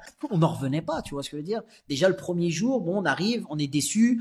Bon, déjà, on sait qu'on va dormir dehors, tu vois, comme des schlags, mais on dit c'est pas grave, on est là pour ça. T'arrives, ton nom, il est pas là, on est venu pour rien. Déjà que c'était une galère de venir en train, on n'a pas les moyens. Bon, t'es là, tu regardes la compétition, ça commence, tac, tac, t'es un peu deg. Et là, d'un coup, allez, tu te lances. Tu vois, j'ai pas eu cette peur, en fait. Je me suis lancé. Tu vois, je me suis pas dit, ah, mais je fais quoi? Non, non. C'était instinctif, c'était sans réfléchir. Mais parce que j'avais pas de pression. Je suis personne, je suis rien, j'ai 19 ans. Personne me connaît, c'est ma première compétition. J'y vais et je fais ce que j'ai à faire. Et là, je me qualifie pour le lendemain. C'est-à-dire là, on rentre, c'est le top 64. Tu vois, les meilleurs ont été retenus, les 64. Et là, c'est là où je dors à la gare. Le dimanche, les portes, elles s'ouvrent qu'à 16 heures. Nous, on est réveillés depuis 6 heures du matin, on n'a pas dormi. On attend Burger King qui l'ouvre à 10 heures du matin parce qu'on n'a pas une thune. On tape le Burger King avec juste un jus d'orange pour attendre que les portes elles ouvrent à 16 heures. 16 heures, là je vais faire ma compétition. Mais personne ne me connaît, les Français savent même pas qui je suis, ils savent même pas que je suis Mm. français. Et Mm. je vais jusqu'en finale en fait, je perds en finale de ce championnat du monde. Et en fait à ce moment-là, tu te rends compte que il y a quelque chose. Tu vois, tu te dis, en fait, je suis capable. Avant ça, je n'en avais pas conscience. Parce que je m'étais jamais confronté. J'avais de grandes ambitions, je m'entraînais très dur, 6 heures par jour, parce que je regardais les meilleurs et je voulais atteindre ce niveau-là, mais je m'étais jamais confronté à eux, en fait. Tu vois, donc j'avais aucune conscience d'où j'en étais. Tu vois, et je suis pas allé me cacher dans des petites compètes, je suis allé tout de suite dans la fosse au lion. Et donc, ça, j'ai pas eu peur parce que j'étais rien ni personne. En 2014, quand je dois lancer des programmes, là j'ai un frein. Là j'ai du mal. Parce que je suis plus personne, entre guillemets. Tu vois ce que je veux dire? J'ai un background. C'est presque que je suis attendu, en fait. J'ai l'impression d'être attendu. Tu vois? Je le suis pas. Parce que dans le domaine du speaking, tout ça, des conférences, je suis personne, tu vois. Mais dans mon background en tant qu'athlète, etc., et dans mon domaine, ok, on me connaît. Et là, en fait, j'ai un frein. Parce que j'ai le sentiment d'être attendu et là, je mange un peu plus la pression. Et c'est pour ça que, de fil en aiguille, tu repousses, tu fais, tu montes, tu tournes, mais tu tournes, tu en vois pas, tu fais des petits trucs aussi de là, et au final, tu fais rien, en fait. Et ça, je l'ai retenu, tu vois. Et c'est pour ça que maintenant, aujourd'hui, je suis beaucoup moins là-dedans. C'est-à-dire que maintenant, c'est vrai que je suis un peu retour à l'ancienne où je m'en fous, en fait. Je m'en fiche. Ça plaît pas, je m'en fiche totalement, en fait. Je viens juste partager ma vision, mon envie. Et tu vois, je vais pas avoir ce problème-là physiquement. Tu vois, c'est-à-dire physiquement, je suis intervenu pour le président Macron, je suis intervenu dans un tas de domaines, tu vois, devant des 5000 personnes dans un zénith. Je suis intervenu, j'ai beaucoup travaillé, moi, avec Red Bull à l'international, donc dans tous les pays, etc. Je vais intervenir dans tout un tas de domaines. Je vais pas avoir je vais pas avoir ce sentiment de, tu sais, ce qu'ils appellent le syndrome de l'imposteur un peu. Là, Ouais. en live, je l'ai pas. Sur les réseaux, c'est bizarre, je l'avais. Je l'avais à l'époque, 2014, et ça m'a freiné, ça m'a... Et maintenant, donc tu vois, je te disais, on a parlé d'échecs, on va parler de réussite, mais avec un peu le recul. C'est quoi pour toi la réussite maintenant? Est-ce que c'est l'argent? Est-ce que c'est les followers? Bon, je crois pas. Est-ce que c'est la reconnaissance des autres, les médailles? C'est quoi maintenant pour toi, Mounir, la réussite? Qu'est-ce que c'est que réussir? Tu sais, Non, quand pour on dit, moi, oh, il a réussi. ouais, mais en fait, oui, chacun va avoir sa définition. Donc, il y a des Ouais, gens qui vont te voir dans une position, ils vont dire, il a réussi. Toi, tu considères pas que tu as réussi. Tu vois ce que je veux dire? Moi, quand je gagnais mes premiers titres, les gens pensaient déjà, dans mon entourage, qui m'ont vu commencer, qui m'ont perdu de vue, qui me voient à la télé, chez Deniso ou ailleurs. Ils disent, oh, il a réussi. Non, bien moi, je sûr. viens de gagner mon premier titre, j'ai rien réussi du tout. Je suis qu'au début, tu vois. Donc ça, c'est, oui, la perception des gens à l'extérieur. Réussir, c'est atteindre ses objectifs. Peu importe tes objectifs. Demain, ton objectif, c'est d'ouvrir ta boulangerie. Tu ouvres ta boulangerie, t'as réussi. Tu vois? Bon, maintenant, il faut pas s'arrêter là. Il faut continuer. En fait, il y a la réussite, oui, elle est pas financière. Ça vaut rien. La réussite, les followers, moi, je suis pas trop sur les réseaux, donc ça, pour moi, ça vaut rien. Pour moi, la réussite, c'est vraiment atteindre ses objectifs. C'est d'être satisfait de ce que tu as fait. Est-ce que, quand tu regardes derrière, est-ce que tu recommencerais tout ou pas? Tu vois, c'est ça en fait. Tu vois, pour moi, j'ai pas de regrets. J'ai arrêté. Il y a beaucoup de gens que je vois revenir dans mon sport. Tu vois, des mecs, je les vois, ils ont mon âge, ils sont encore en train de faire des compétitions. Moi, ça m'attriste un peu. Tu vois, ça m'attriste un peu. Après, je peux comprendre. Il y a des gens, ils n'arrivent pas à décrocher. Il y a des gens, ils ont toujours besoin de cette petite adrénaline. Mais moi, je suis un peu comme beaucoup d'athlètes que j'ai eu la chance de rencontrer et de travailler avec. Euh, qui n'ont jamais remis les pieds sur un tatami après des médailles olympiques, qui ne sont jamais rentrés dans une piscine. Je prends Marie-Josée Pérec, elle ne court pas, Marie-Josée Pérec. Oh, moi, j'ai eu la chance de la côtoyer. C'est une dame incroyable. Elle a un parcours mais phénoménal. Elle te dit quand elle a arrêté sa carrière, elle déteste courir. Elle ne court pas, elle court plus. Des grands nageurs, des champions olympiques français, te disent ils nagent plus. Tu vois ce que je veux dire? Ils nagent pas. Des grands champions de judo, tu vois, qui étaient après à la direction au Kojo, etc. Ils montent plus sur un tatami. Alors, il y a ceux qui en ont trop mangé, tu vois, et qui Ouais. après ils sont dégoûtés. Après, il y a ceux qui, lorsque tu as atteint, enfin quand t'es devenu une tête dans ton domaine, c'est dur de revenir après et de te faire balayer par des petits, par des jeunes. Tu vois ce que je veux dire? Parce que t'es plus en capacité de rivaliser, t'as plus l'âge, tu t'entraînes plus.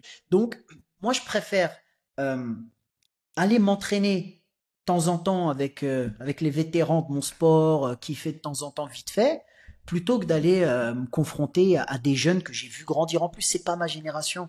J'ai pas envie d'aller me confronter à eux et ils sont beaucoup plus forts que moi. Qu'est-ce que je vais aller m'afficher à me faire tabasser par des petits? Tu vois ce que je veux dire? C'est plus dans ma philosophie en fait. Et ça, il y a énormément d'athlètes de haut niveau qui le vivent comme ça, qui ne pratiquent plus leur sport ou en tout cas plus à ce niveau-là. Tu prends des Robert Pires, les mecs qui sont dans le paddle, les mecs ils jouent pas au foot, hein, c'est rare. Hein. Après, il y a d'autres qui ont toujours cette envie. Alors il y en a, c'est pour différentes raisons. Il y a ceux qui n'arrivent pas à décrocher. Ils n'arrivent pas à décrocher, ils espèrent toujours faire quelque chose ou côtoyer le haut niveau et ils se retrouvent à jouer en national, ils se retrouvent à jouer dans des DRH, etc. Tu vois, je parle du foot parce que c'était un peu mon domaine à l'époque, mais moi je le vois dans mon sport, les mecs ils ont 40 ans, 45 ans, ils sont encore dans des compétitions. Il n'y a pas de problème, c'est un choix, ils sont heureux, c'est très bien. C'est pas ma philosophie. Je pense qu'il y a un temps pour tout en fait, et je pense que si justement on ne fait, pour moi il faut faire ce que tu dois faire quand c'est le moment de le faire.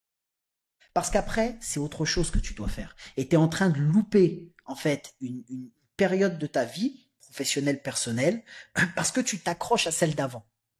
Tu vois? Je veux dire, c'est comme si le mec, il a tellement kiffé le collège, il veut pas le lâcher, il veut pas aller au lycée. Il va passer sa vie, il va rester au collège. Parce qu'il kiffe, tu vois, il veut pas, non, je veux rester au collège. Et là, il a 22 ans, il est avec des gamins de 13 ans. Tu vois? Et parce qu'il veut pas lâcher, non. Le collège, c'est un temps, le lycée, c'est un temps, la fac, c'est un temps. Ils sont tous géniaux, ces moments-là. Tu vois ce que je veux dire? Mais ils passent. Et toi, tu passes à une autre étape.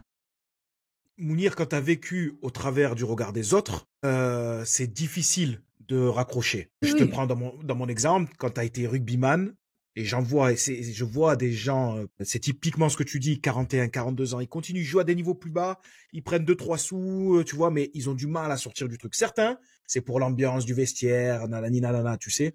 Mais d'autres, c'est parce que ils arrivent pas à décrocher, et ils se sont construits en tant que rugbyman. Donc vis-à-vis de leur femme, de leur famille, etc., le jour où ils arrêtent, c'est leur petite mort. Mais c'est ce qu'on appelle hein, le sportif de haut niveau, on appelle la petite mort. Moi, j'ai eu la chance. Alors, je suis pas du tout rugby du tout, je m'y connais pas Oui, du oui. tout. Mais j'ai eu la chance de travailler avec Fabien Galtier, sélectionneur de l'équipe de France. Moi, j'ai été honoré d'être parrain des Étoiles du Sport, qui est un programme d'accompagnement des athlètes de toutes les équipes de France, de tous les sports. En 2019, j'ai été parrain des Étoiles du Sport. J'ai participé à l'atelier des coachs, donc ils réunissent les meilleurs coachs de France de tous les sports et Oh, c'est on était monstrueux, ça. encadré. Oh, c'était incroyable, c'était incroyable. Et on était encadré notamment par Fabien Galtier. J'ai eu la chance aussi d'échanger avec lui au dîner. Énorme. C'est juste avant qu'ils prennent l'équipe de France d'ailleurs. Et c'est vrai que j'ai pu apprendre un petit peu aussi de la philosophie du rugby. On a participé un peu. C'est vrai que c'est un sport que je connais pas du tout, que je regarde très peu. Je vais regarder s'il y a une finale importante, un vrai truc. Et Pour les gros soutenir. matchs. Tu vois, ouais. Quand tu sens que il y a une ferveur nationale là qui se met en place, Ouais. voilà, il y a tous les suiveurs un peu comme moi qui hop se mettent à regarder le rugby. Mais sinon, c'est vrai que je connais pas bien et je regarde pas. Mais effectivement, ça se retrouve dans tous les sports. C'est-à-dire que effectivement, quand tu as atteint, surtout sur des sports médiatiques, moi j'ai la chance de venir d'un sport qui est pas du tout médiatique, tu Ouais, vois. c'est vrai. Donc j'ai pas de problème moi à ce niveau-là. Moi je suis connu dans ma niche, dans mon domaine, mais à l'extérieur, même si c'est surprenant parfois, on peut être reconnu. J'étais reconnu dans les rues de New York, à Washington, reconnu à Tokyo, reconnu, tu vois, parce qu'en fait c'est une danse quand même que tout le monde connaît, mais que beaucoup ont pratiqué. Beaucoup plus qu'on ne le croit. Énormément de gens l'ont pratiqué. Tout le monde a aujourd'hui un neveu, une nièce ou un enfant qui le pratique, tu vois. Et donc, les gens connaissent beaucoup plus que je le pensais. J'étais très surpris. Mais malgré ça, on n'est pas dans un sport médiatique, donc on dépend pas de tout ça. Et donc, on n'a pas cette pression du regard où on s'habitue pas on n'est pas un personnage public. Moi, je suis pas un personnage public dans mon sport, donc j'ai pas eu ce problème-là. Mais effectivement, c'est quand t'arrêtes, ce qu'ils appellent la petite mort. Moi, je l'ai pas ressenti comme ça parce que moi, même si j'aime profondément ce que je fais, j'avais conscience qu'à un moment donné, il y a un temps pour tout. Et comme je le disais, la transmission, la motivation, tout ça, ça m'a porté autant que le breaking au début, en fait. Même quand j'ai arrêté, quand je suis passé après, j'ai accompagné Tony Estanguet pour amener mon sport au JO. Ben en fait, je m'y suis dédié à 200% et j'ai presque oublié le break. Tu vois, je viens de l'arrêter depuis 2, 3 mois. On sort des Jeux Olympiques de la jeunesse en 2018 où j'étais membre du jury. Décide moi de raccrocher après notre dernier championnat du monde par équipe où là j'accompagnais justement les jeunes de notre équipe. Et là, moi, je décide de raccrocher. 2 mois après, je suis parti dans cette aventure olympique et donc du coup, j'ai eu cette transition. Rapidement derrière, j'ai commencé à coacher la team élite chez Red Bull International. Et après, la Chine est venue me chercher. Donc, en fait, j'ai pris à cœur mon rôle d'encadrant, de coach, de sélectionneur, etc. Et ça m'a pas manqué en fait. Ça m'a pas manqué. Peut-être qu'après ça viendra quand il y aura un creux. Mais je peux comprendre les gens qui s'y accrochent, mais moi c'était pas mon domaine parce que je voulais pas louper la suite en fait. Tu vois, Ouais. je voulais pas louper la suite. Quand t'as réussi à être très bon dans ce que tu fais, tu peux pas te permettre de devenir médiocre après dans ce que tu vas faire après. Et donc pour moi, voilà, il y a des virages à prendre et faut prendre le bon au bon moment. Mounir, dans une de tes dernières vidéos sur Insta, j'ai vu que tu parlais de leadership. Est-ce que tu peux nous en dire un peu plus? C'est quoi un leader pour toi? Un leader, c'est quelqu'un avec lequel on a envie d'être. C'est quelqu'un avec lequel on a envie de se rapprocher, celui qu'on a envie de suivre. Un leader, ça s'autoproclame pas leader, ça le devient naturellement. C'est quelqu'un qui va inspirer la confiance, qui va rendre l'impossible possible et le possible facile. C'est quelqu'un qui va être accompagner ses équipes au quotidien, mais c'est quelqu'un qui va être porté par une vision très forte et que même si les gens de l'entourage ne voient pas ce qu'ils voient, ils ont suffisamment confiance pour le suivre, presque aveuglément. Tu vois, moi j'ai eu la chance d'avoir des gens dans mon entourage. Mon groupe Vagabond, quand je l'ai intégré en 2004, c'était déjà l'une des toutes meilleures équipes du monde, mais parce qu'elle était portée par un leader charismatique très fort. Et ça a été mon coach pendant très longtemps. Aujourd'hui, on est même de la même famille. Donc voilà, c'était un leader charismatique avec lequel tu avais envie d'être, avec lequel que tu suivais aveuglément, tu vois, parce que tu savais que il voyait ce que toi tu ne voyais pas. Et quelque part, ton rôle c'était pas de regarder ça. Ton rôle c'était de te concentrer justement sur la performance. Que lui, son rôle c'était de t'amener vers ton plus haut potentiel. Et pour moi, c'est ça le véritable leader. C'est celui qui va pas t'abandonner, celui qui va pas te lâcher, celui qui lorsqu'il croit en toi, il va être derrière toi jusqu'à ce que toi tu abandonnes, jusqu'à ce que toi tu partes. Et c'est ce que lui il disait toujours. Il disait toujours, à partir du moment où je suis avec vous, c'est vous qui partirez. C'est vous qui abandonnerez le navire. Mais dès le départ, il était très clair. Et avant même, tu vois, de rentrer dans le groupe, sa première question c'était est-ce que tu as bien conscience de ce que tu fais là? Dans le sens où, crois pas que c'est facile, ça brille, tu vois. Non, ça va être très difficile. En gros, ce qu'il disait, c'est, tu sais pas dans quel pétrin tu es en train de te mettre. À vouloir rentrer dans ce groupe, tu sais pas dans quel pétrin tu es en train de te mettre. Réfléchis bien, d'accord? Sois sûr de ce que tu veux. Parce qu'une fois que tu seras là, bah moi je te lâcherai pas. Tu vois. Donc c'était ça en fait le message. Et moi j'ai toujours moi naturellement j'ai été attiré par ça. J'avais des opportunités de rentrer dans beaucoup de groupes ou pas d'ailleurs à l'époque. Mais moi dès le début c'était le groupe dans lequel je voulais rentrer parce que je l'ai regardé depuis tout jeune. Je veux dire c'était mon Real de Madrid à moi, tu vois. Donc en devenir le capitaine emblématique après pendant 15 ans, le plus titré, ça a été ma plus grande fierté, tu vois. C'est-à-dire Et, que les gens que moi j'ai regardés, les grands que moi j'ai regardés plus jeunes, devenir leur coéquipier et en devenir le leader après, c'était énorme. et est-ce que tu crois que un groupe peut avoir plusieurs leaders? Moi, je pense qu'il y a des leaders et il y a des soldats. Est-ce que pour qu'un groupe fonctionne, il faut qu'il y ait un max de leaders? Non, non, non, c'est difficile. Nous on parlait de piliers, c'est-à-dire qu'il y a une tête. Il y a un leader, une tête pensante, c'est lui qui aura le dernier mot. Maintenant, il laisse aussi la liberté à ses soldats, tu vois, à ses piliers de prendre des décisions, tu vois, on en discute, etc. Par contre, la décision, elle est pas discutable. C'est lui qui la prend. Et il assumera jusqu'au bout. C'est ça le leader, en fait. C'est pas celui qui va remettre la responsabilité sur ses équipes parce que le choix, c'est lui qui doit le faire à la fin. Donc, la responsabilité, elle lui revient toujours. Plusieurs leaders, c'est difficile parce que il y aura toujours des conflits, il y aura toujours non, c'est impossible d'avoir plusieurs leaders dans une équipe. Après, tu vas avoir des leaders. On parle, c'est pour ça qu'on parle en sport de leaders techniques.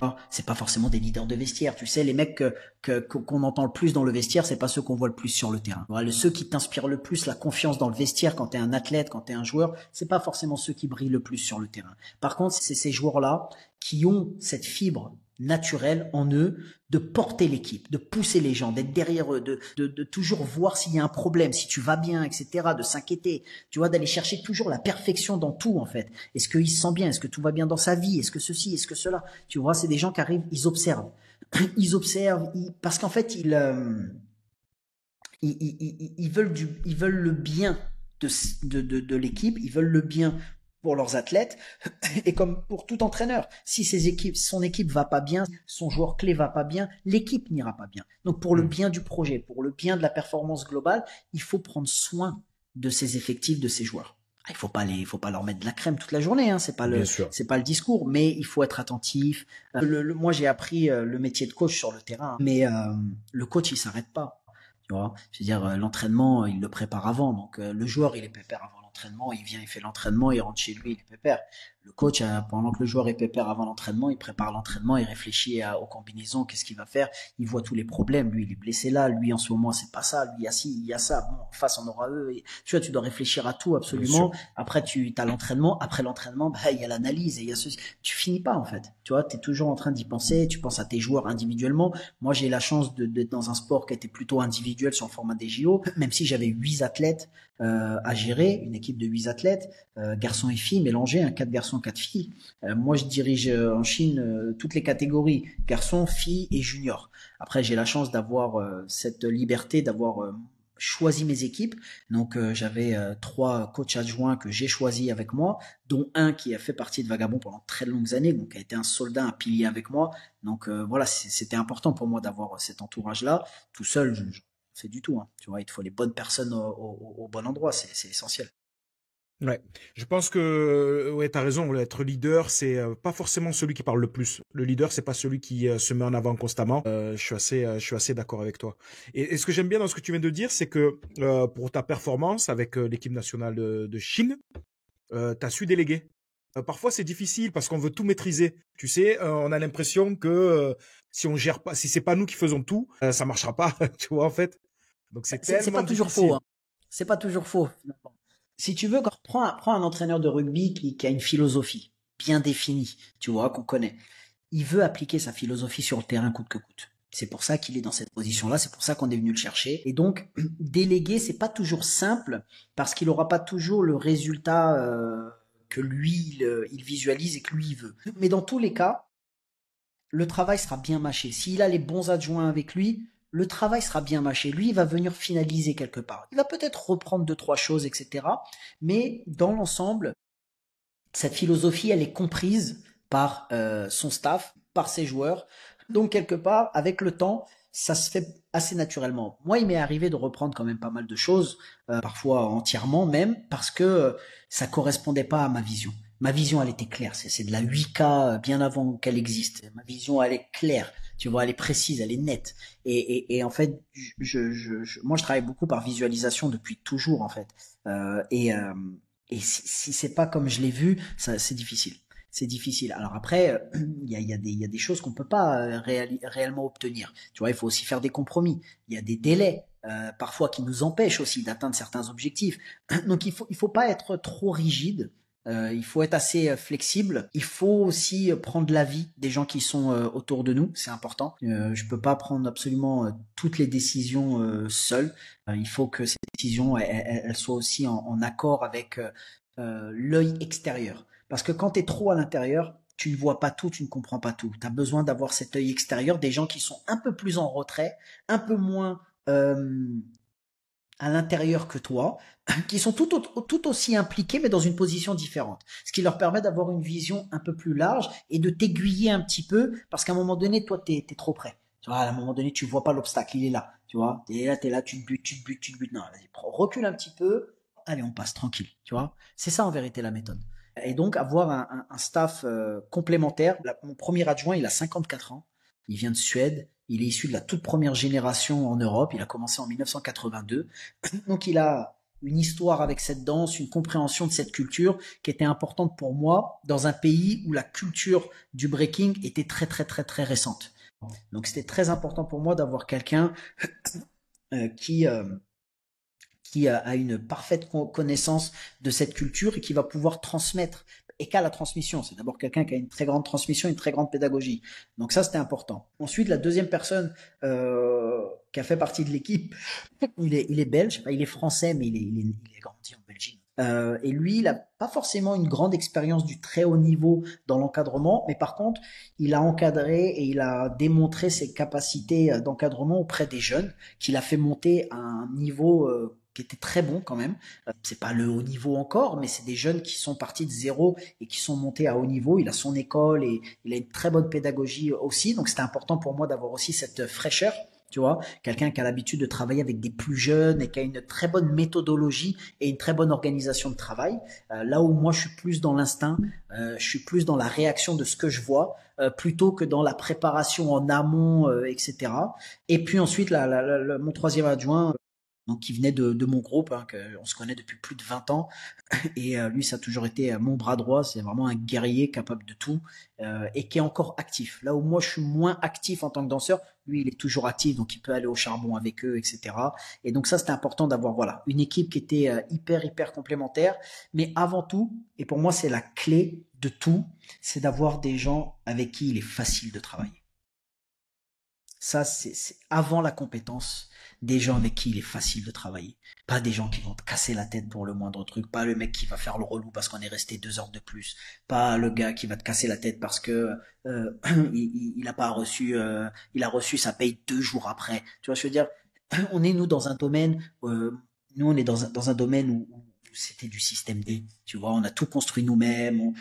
Tu vois, on n'est pas à la fédération internationale de rugby ou de foot. Ouais. On a la chance d'être à la tête du premier programme breaking au monde et du plus important, d'être dans un pays où on te donne les moyens de travailler, où tu as des athlètes qui sont hyper disciplinés, hyper respectueux, très travailleurs. Je veux dire, c'est des conditions que j'aurais jamais pu avoir ailleurs en fait. Maintenant, il y a un challenge qui est très important parce que c'est un pays qui est inconnu, qui a aucun background, qui a aucune victoire à l'international. Ils ont jamais sorti du pays. Donc le challenge, si tu veux, en 2 ans, il est pas réalisable. D'accord? En tant que tel, il est pas réalisable sur le papier. Donc, il te faut des gens avec qui c'est facile de travailler. Des gens aussi qui ont goûté au charbon. Pas des petits gars qui sont déjà dans leur zone de confort et qui vont venir te casser la tête pour un rien, tu vois. Là, tu peux pas atteindre ces objectifs-là. Parce qu'en fait, il va falloir faire du dépassement de fonction. D'accord? Et du dépassement de compétences. Il va falloir aller au-delà de ce qu'on est censé faire. Tu vois, nous, on travaillait, c'est du 60 heures par semaine. C'est un Tu peu vois à ce que ton je veux dire? image tout ça quand même, j'ai l'impression. C'est à l'image de ton parcours. J'ai l'impression que c'est un petit peu à l'image de ton parcours, de ton histoire. Travailler dur pour que tout devienne facile. C'est HWE. Tu vois, il y a pas de hasard parce que, bah après, je me mets dans des galères aussi. Tu vois, je me mets dans des galères. Je prends un pays qui est inexistant. Je veux dire, c'est comme si demain tu dois qualifier pour les JO, les îles Faroé en 2 ans. Ouais, je vois. Je veux dire, t'acceptes un Mais t'aimes ça challenge quand qui même, est, ça te ouais, challenge, ça te stimule. T'aimes ça. ouais, j'aime ça, j'aime ça. Mais parce que j'ai grandi dans ça et même dans notre groupe, on a été élevé dans ça. Tu sais, nous, quand on est en 2011, on a gagné notre championnat du monde par équipe pour la deuxième fois. On est les seuls à avoir remporté le championnat du monde le plus historique de notre compétition. Il s'appelle le Battle of the Year. C'est une compétition qui est allemande depuis 1990. C'est une compétition par équipe. Il y a 2 titres à gagner. Celui de meilleur show chorégraphique qui te qualifie ensuite pour la compétition et compétition. En 2006, Vagabond n'avait jamais gagné. Ils avaient gagné le meilleur show, mais ils avaient perdu en finale en 2002. Donc moi j'avais vu ça à l'époque où j'étais pas dedans, j'étais jeune. Et donc quand on revient, et là je fais partie de Vagabond, on est en 2006, on y retourne à ce championnat, on gagne pour la première fois ce titre-là pour le groupe, mais on est les premiers à gagner les 2 titres. Tu vois, personne n'a jamais réalisé cet exploit-là. Bon, après, il y a des faits, on a des départs, des retours, on forme des jeunes. Donc, on revient qu'en 2011, on regagne les 2 titres. Jamais personne l'a fait une fois, nous on le fait 2 fois. Et en fait, il y a un organisateur français très connu qui était proche du groupe qui dit à mon coach, mais vous allez faire quoi maintenant? Ça y est, il n'y a plus rien à faire. Tu vois, bah, 2 fois vous gagnez tout. Qu'est-ce que tu vas faire? Tu peux Vous pas avez fini revenir le l'année game. prochaine. Tu vois, ouais, tu peux pas revenir l'année prochaine, ça sert à rien. Tu referas jamais ce que t'as fait. Mais mon coach, il fallait pas lui dire ça. Il a dit pardon. Il a dit, tu crois que je peux pas revenir l'année prochaine et le refaire? Et en fait, c'est à cause de cette phrase-là où on est reparti dans un bazar d'1 an de travail de fou. On revient en 2012 et on regagne les 2 titres 2 ans d'affilée. Monstrueux. Et en fait, 3 semaines après ça, bah moi je gagne mon titre du Red Bull BC One à Rio de Janeiro, qui est mon plus grand titre que j'ai gagné. Donc j'ai des années 2010, 2011, 2012 qui ont été très très très florissantes, mais c'était que des challenges. Toute notre vie, c'était des challenges, des challenges. Tu sais, quand je gagne mon premier championnat du monde avec Vagabond en 2006, on n'a pas l'argent pour rentrer chez nous en train. Parce que nous, on vient pas de Paris, la nouvelle génération. Le groupe est parisien, mais les jeunes de ma génération 2004 qui sont arrivés de Grenoble, de Toulouse, moi de Angers, de Strasbourg, de Lille, de Montpellier, etc. Donc nous, ils nous prennent nos billets d'avion de Paris. Le train de chez nous à Paris, faut qu'on se le paye nous-mêmes. Mais on n'a rien, nous, on n'a pas d'argent, on n'a rien du tout. Et la réalité, c'est que nous, on n'a pas de quoi rentrer chez nous. On n'a pas le choix de gagner la compétition, sinon il faudra frauder le train. Tu vois? Et en fait, toute notre vie, c'était ça, en fait. On n'a jamais eu le droit d'échouer. On n'avait pas le droit d'échouer. Et avec la Chine, j'avais le droit d'échouer, si tu veux, parce que c'est un projet qui est irréalisable à la base, sur le court terme. Le projet, quand ils sont venus me chercher, c'était 2028. C'était préparer 2024 pour se faire connaître et devenir en 2028 une des plus grandes nations du monde. Le problème, c'est que moi je suis français, j'ai amené mon sport au JO, j'ai refusé de travailler sur le projet français pour différentes raisons à l'époque. Ça va être en France. Non, me dis pas que c'est juste pour qu'on se fasse connaître. Hein. Non, on va y aller et on va le faire. Donc voilà, oui, on est porté par ce challenge-là. Toujours. Vous l'avez fait. Vous avez fait un truc de dingue quand même. Sur 4 athlètes possibles maximum, j'en ai qualifié 3. Ouais, donc c'était énorme. On était numéro 1 mondial dans les catégories filles en moins d'1 an. Et puis la catégorie garçon, qui est la catégorie reine, le niveau est incroyable. On a réussi à qualifier un athlète qui est arrivé 4e du concours général à l'année avant les qualifs. Donc non, c'est un exploit qui était énorme. On a gagné la médaille d'or aux Jeux asiatiques 2023, la médaille de bronze chez les garçons asiatiques, et on a fait médaille de bronze à Paris chez les filles. Ouais. Donc non, mais c'est plus qu'au-delà de ce qui était inimaginable. Voilà, moi je l'explique pas, hein, sincèrement, je l'explique pas. Même le travail, tu vois, c'est pour ça que je dis, en fait, c'est les choses, elles s'imbriquent d'elles-mêmes. C'est être au bon endroit au bon moment, d'avoir les bonnes personnes. Il y a tellement de choses, ça s'explique pas, tu vois. Mais la seule explication que je peux donner, c'est voilà, travailler dur pour que tout devienne facile. Après tout ça, ou avec tout ça, est-ce que tu es heureux? Oui, très très heureux, très heureux. Il y a une question, je crois que tu avais noté, que t'as pas posé, mais sur les émotions en tant que sportif, et justement pour parler du fait d'être heureux, j'ai vécu mes plus grandes émotions en tant que coach, pas en tant qu'athlète. C'est vraiment avec ces athlètes-là, avec ces gens-là, avec toute cette équipe-là où j'ai vécu mes plus grandes émotions. Pourtant, j'ai vécu beaucoup de grandes choses. J'ai eu la chance de réaliser mes rêves quelque part. Lorsque tu es sur scène, quand tu es dans le match, tu es concentré. Tu vois pas le public, t'entends pas ce qui se dit, t'entends pas les bruits assourdissants, t'es concentré. Tu vois ce que je veux dire? Je pense que tu vois la joie la plus importante pour un joueur de rugby, c'est de faire un drop, ou c'est de faire, tu vois, Par exemple.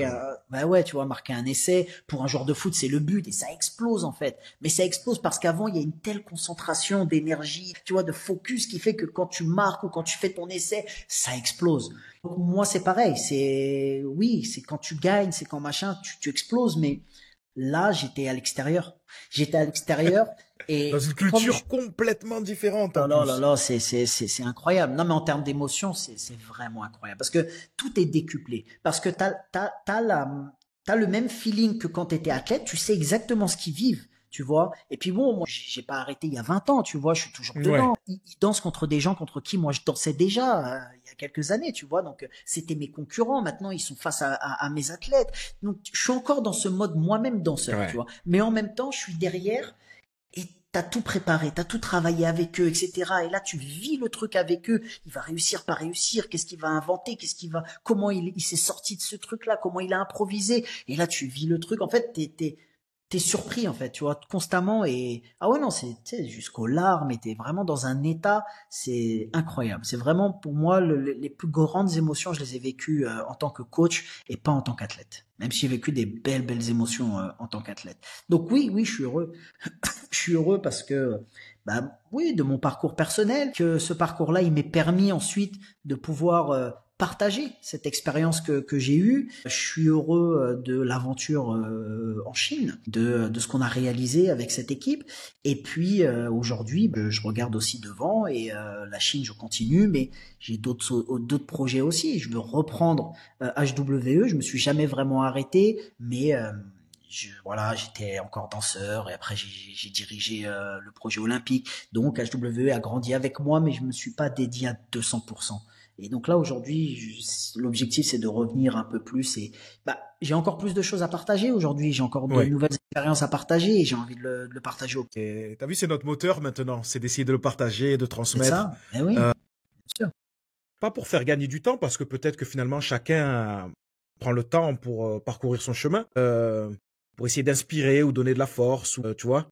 Ça, Mais je l'ai fait à oui, travers mon livre et c'est une satisfaction incroyable.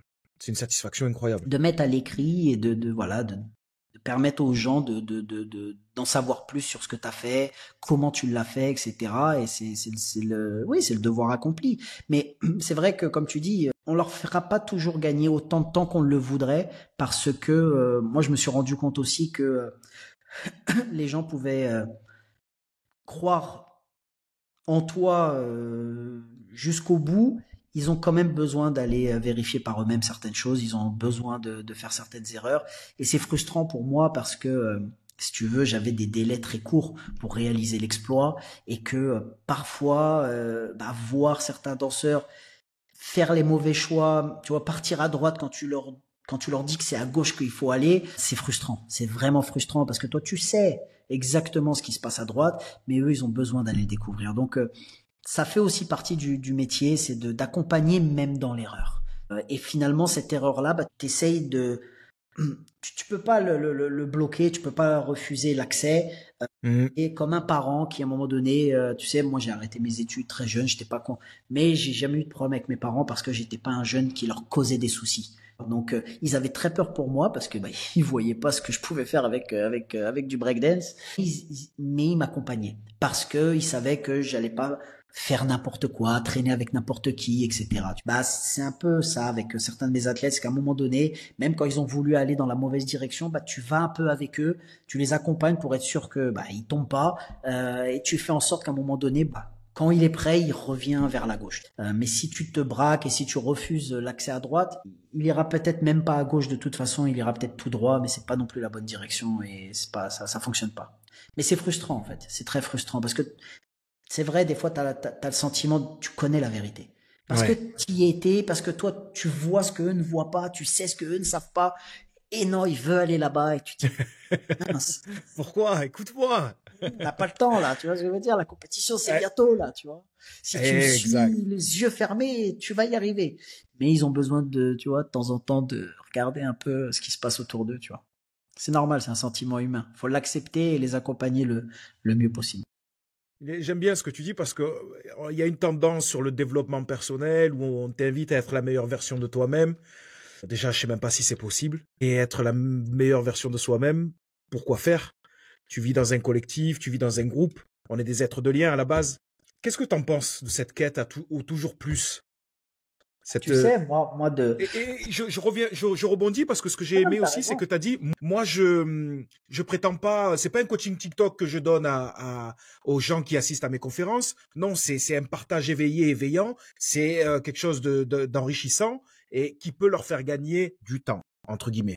Je te partage ce que j'ai fait parce que j'ai lu. Tu vois, d'abord, je lis pas, moi, en plus. J'ai jamais lu un livre. Bon, moi, je suis musulman, j'ai lu le Coran, c'est le seul livre que j'ai lu en entier, tu vois. Ouais. Je lis pas. J'ai des tonnes de livres ici. Je les lis pas. Je suis pas dans la lecture, c'est vrai. Moi, je te partage uniquement ce que j'ai fait. Ce que j'ai vu, ce que j'ai vécu, ce que j'ai entendu autour de moi, mais rarement ce que j'ai lu. Donc c'est un partage de vie, c'est un partage d'expérience. Moi, je prétends pas effectivement tout connaître. J'en apprends tout autant d'eux qu'ils en ont, j'espère, appris de moi. Mais effectivement, moi qui suis baigné un peu dans ça depuis 2013, j'ai jamais parlé moi de développement personnel. C'est pour ça que lorsque je me présentais à une époque, je parlais de coach en motivation. Pour moi, c'est plutôt d'aider les gens à se dire, mais merde, un moment donné, faut y aller, quoi, tu vois. Qu'est-ce que je Affronter les fais? Je défis suis de là, leur je vie. dors, tu vois. Ouais. Oui, en fait, c'est juste cette première flamme, tu vois. Tu mets cette première flamme, après, il faut l'alimenter, ce feu. Ce Ouais. feu, il faut l'alimenter, tu vois. La motivation, c'est pas, tu sais, la motivation, elle te fait commencer, mais elle te fait pas réussir. C'est la discipline, tu vois, qui va te permettre d'arriver au bout c'est pas la motivation. La motivation, tous les matins, il t'en faudra. Tu vois, c'est comme la douche, tous les matins, C'est tous les matins, tous l'endurance les de matins. l'effort.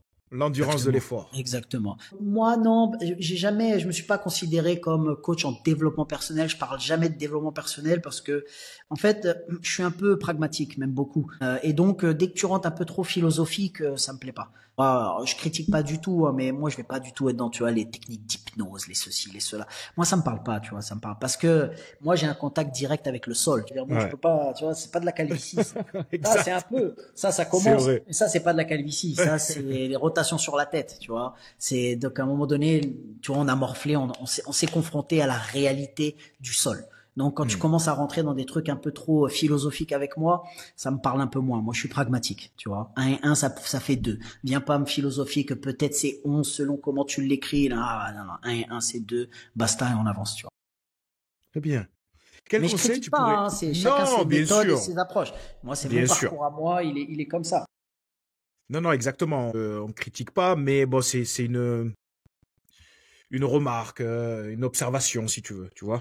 Quel conseil tu donnerais au petit Mounir de 10 ans sur un avis, quelque chose à ne pas C'est faire ou dur, quelque hein. chose à modifier? T'as vu que c'est dur? C'est dur, c'est dur. Tu sais, je suis pas trop dans l'instinctif, te répondre du tac au tac. Tu vois, j'ai souvent besoin d'analyser, de réfléchir, mais Ouais. j'ai eu la chance d'avoir des gens dans mon parcours qui étaient bienveillants, qui m'ont dit les bonnes choses, peut-être au bon moment, qui m'ont bien accompagné. J'ai eu beaucoup de gens. Et quand j'ai commencé, dès l'âge de 15 ans, on avait fait il y avait un stage régional qui réunissait tous les danseurs de la région. Donc ça veut dire, pour ceux qui connaissent un peu la région, c'est Angers, Nantes, Laval, La Roche-sur-Yon, Le Mans. Tu vois, un peu toute cette région-là, elle était réunie. C'était un stage qui durait 1 an et qui avait lieu un week-end par mois. Et il faisait venir des chorégraphes contemporains pour nous apprendre un petit peu tout le milieu scénique. Il faisait venir des anciens, vraiment des anciens. Et il y a un ancien, et je passerai une dédicace, il doit même pas s'en rappeler, c'est Abdoul d'Olympic Stars à Toulouse, qui est un ami, hein, aujourd'hui. C'est vraiment la toute première génération en France, début 80. Et lui, il était venu, il s'en souvient pas de moi, de toute façon, de cette anecdote-là, on n'en a jamais reparlé. Mais en 99, donc, il a participé à ce stage-là. Mais on était beaucoup, on était une quarantaine de danseurs de toute la région. Déjà, moi, je devais même pas participer, j'avais pas le droit, j'étais trop jeune. Mais mon entourage de l'époque, ils ont insisté en disant non mais ce petit-là, c'est l'avenir, il est fort, il doit être là. Et donc j'ai eu la chance d'y participer. Et à la fin, quand tout s'est fini, lui, il est venu me voir et il m'a dit Mounir, ne lâche pas. Il a vu quelque chose à cette époque-là. Alors moi, j'ai 15 ans, je kiffe, je suis qu'avec des grands de toute la région, les mecs, je les trouve forts, etc. Mais lui, non, il est venu me voir et m'a dit Mounir, ne lâche pas. C'est juste ça en fait. C'est des petits mots par des gens que toi tu regardes qui sont importants pour toi et quand il te dit ouais ne lâche pas, ça a son poids, ça a son importance et j'en ai conscience aujourd'hui quand moi je vais m'adresser à des gens ou à des jeunes. J'ai conscience aussi peut-être de l'importance de ce que je vais leur dire et donc je La dois peser mes mots. responsabilité. C'est une responsabilité, bien sûr, parce que ça peut avoir un impact négatif ou positif. Il y a des gens que moi j'ai revus plusieurs années après et qui me disent voilà notre rencontre ça a été ceci, tout ce que tu m'as dit, tu vois. Et en fait ça les a portés, ça leur a permis de faire des choses. Et à l'inverse, si tu viens avec un message qui est pas structuré ou peut-être même qui est négatif, malheureusement comme certaines personnes, là, tu vas peut-être détruire des potentiels ou ruiner des carrières personnelles, professionnelles, scolaires, peu importe, tu vois.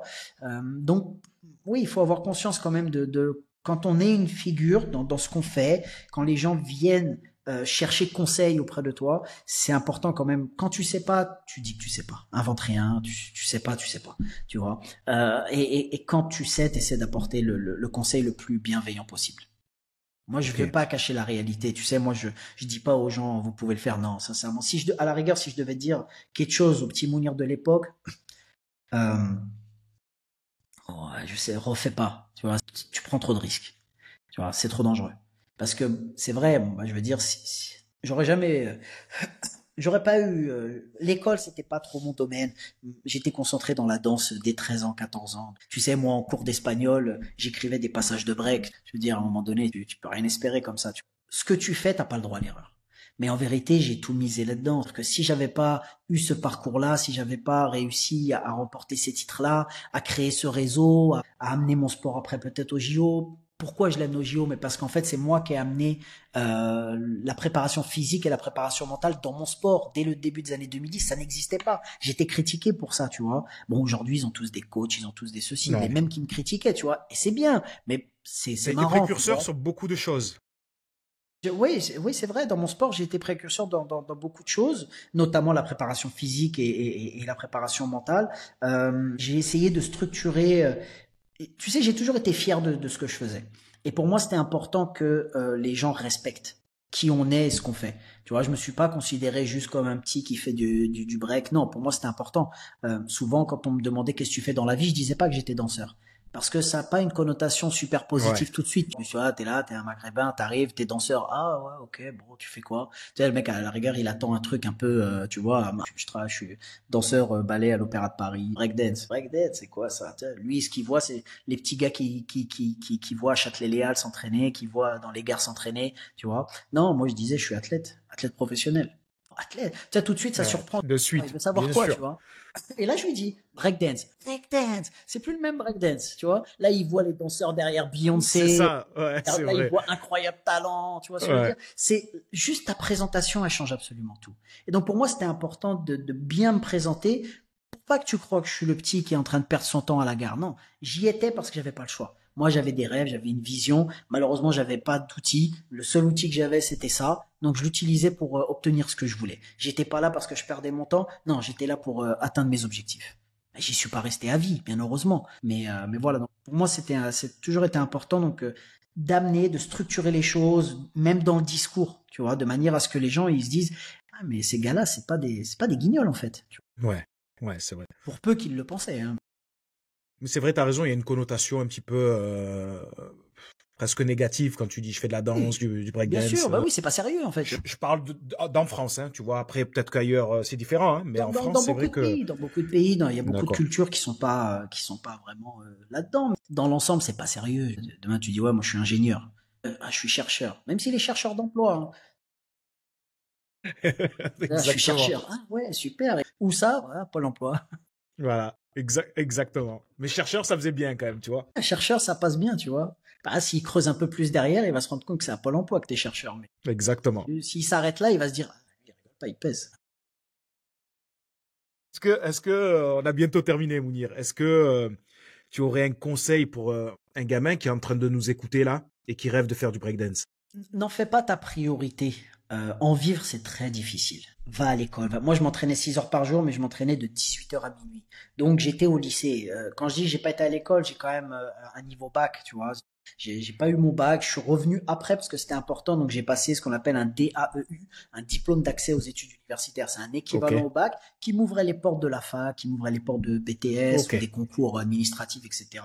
Donc, Hmm. c'était pour moi ma clé de sûreté pour mes parents. Et ensuite, je me suis concentré sur la danse. J'ai eu un BEP parce que je suis pas rentré en général parce que ça me paraissait trop compliqué par rapport à mon rythme d'entraînement. Donc je suis allé vers un truc que je m'étais promis de ne jamais utiliser et je l'ai jamais utilisé à ce jour. Mais malgré tout, il fallait que je l'aie. Tu vois, je pouvais pas me permettre de vivre en disant ah oh, j'ai pas de diplôme, j'ai rien. Non, non. Si j'ai fait quelque chose, je dois aller au bout. Donc voilà. Mais ce que je lui dirais, c'est de va à l'école. 2, 3 heures par jour. Aujourd'hui, on est en 2025. T'as pas besoin de t'entraîner 6 heures par jour, 7 jours sur 7 comme moi. Tu vas te faire mal, tu vas te blesser, etc. Moi, je suis un rescapé, moi. Il y en a pas beaucoup, tu vois. Je vais pas te dire de faire pareil.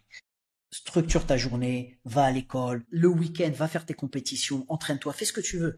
Si à un moment donné, plus tard, il y a une opportunité pour toi de faire quelque chose, d'aller plus loin, là, tu feras tes choix. Mais ça doit pas être un choix que tu fais à 12, 13, 14 ans. Et en plus, aujourd'hui, ils commencent très jeunes. Moi, quand j'ai commencé à 13, 14 ans, j'étais le plus jeune. Ça n'existait pas. Moi, quand je donnais des cours, on prenait pas de jeunes en dessous de 12 ans. Tu vois, des fois, de temps en temps, il y avait des mamans, elles venaient, oui, mon fils, il a 8 ans. Non, madame, tu vois, on Eh considérait ouais. que c'était dangereux. On n'avait pas cette pédagogie encore. Aujourd'hui, moi, en Chine, à 4 ans, les mecs, ils dansent. Hein. À 6 ans, ils sont en compétition. Hein.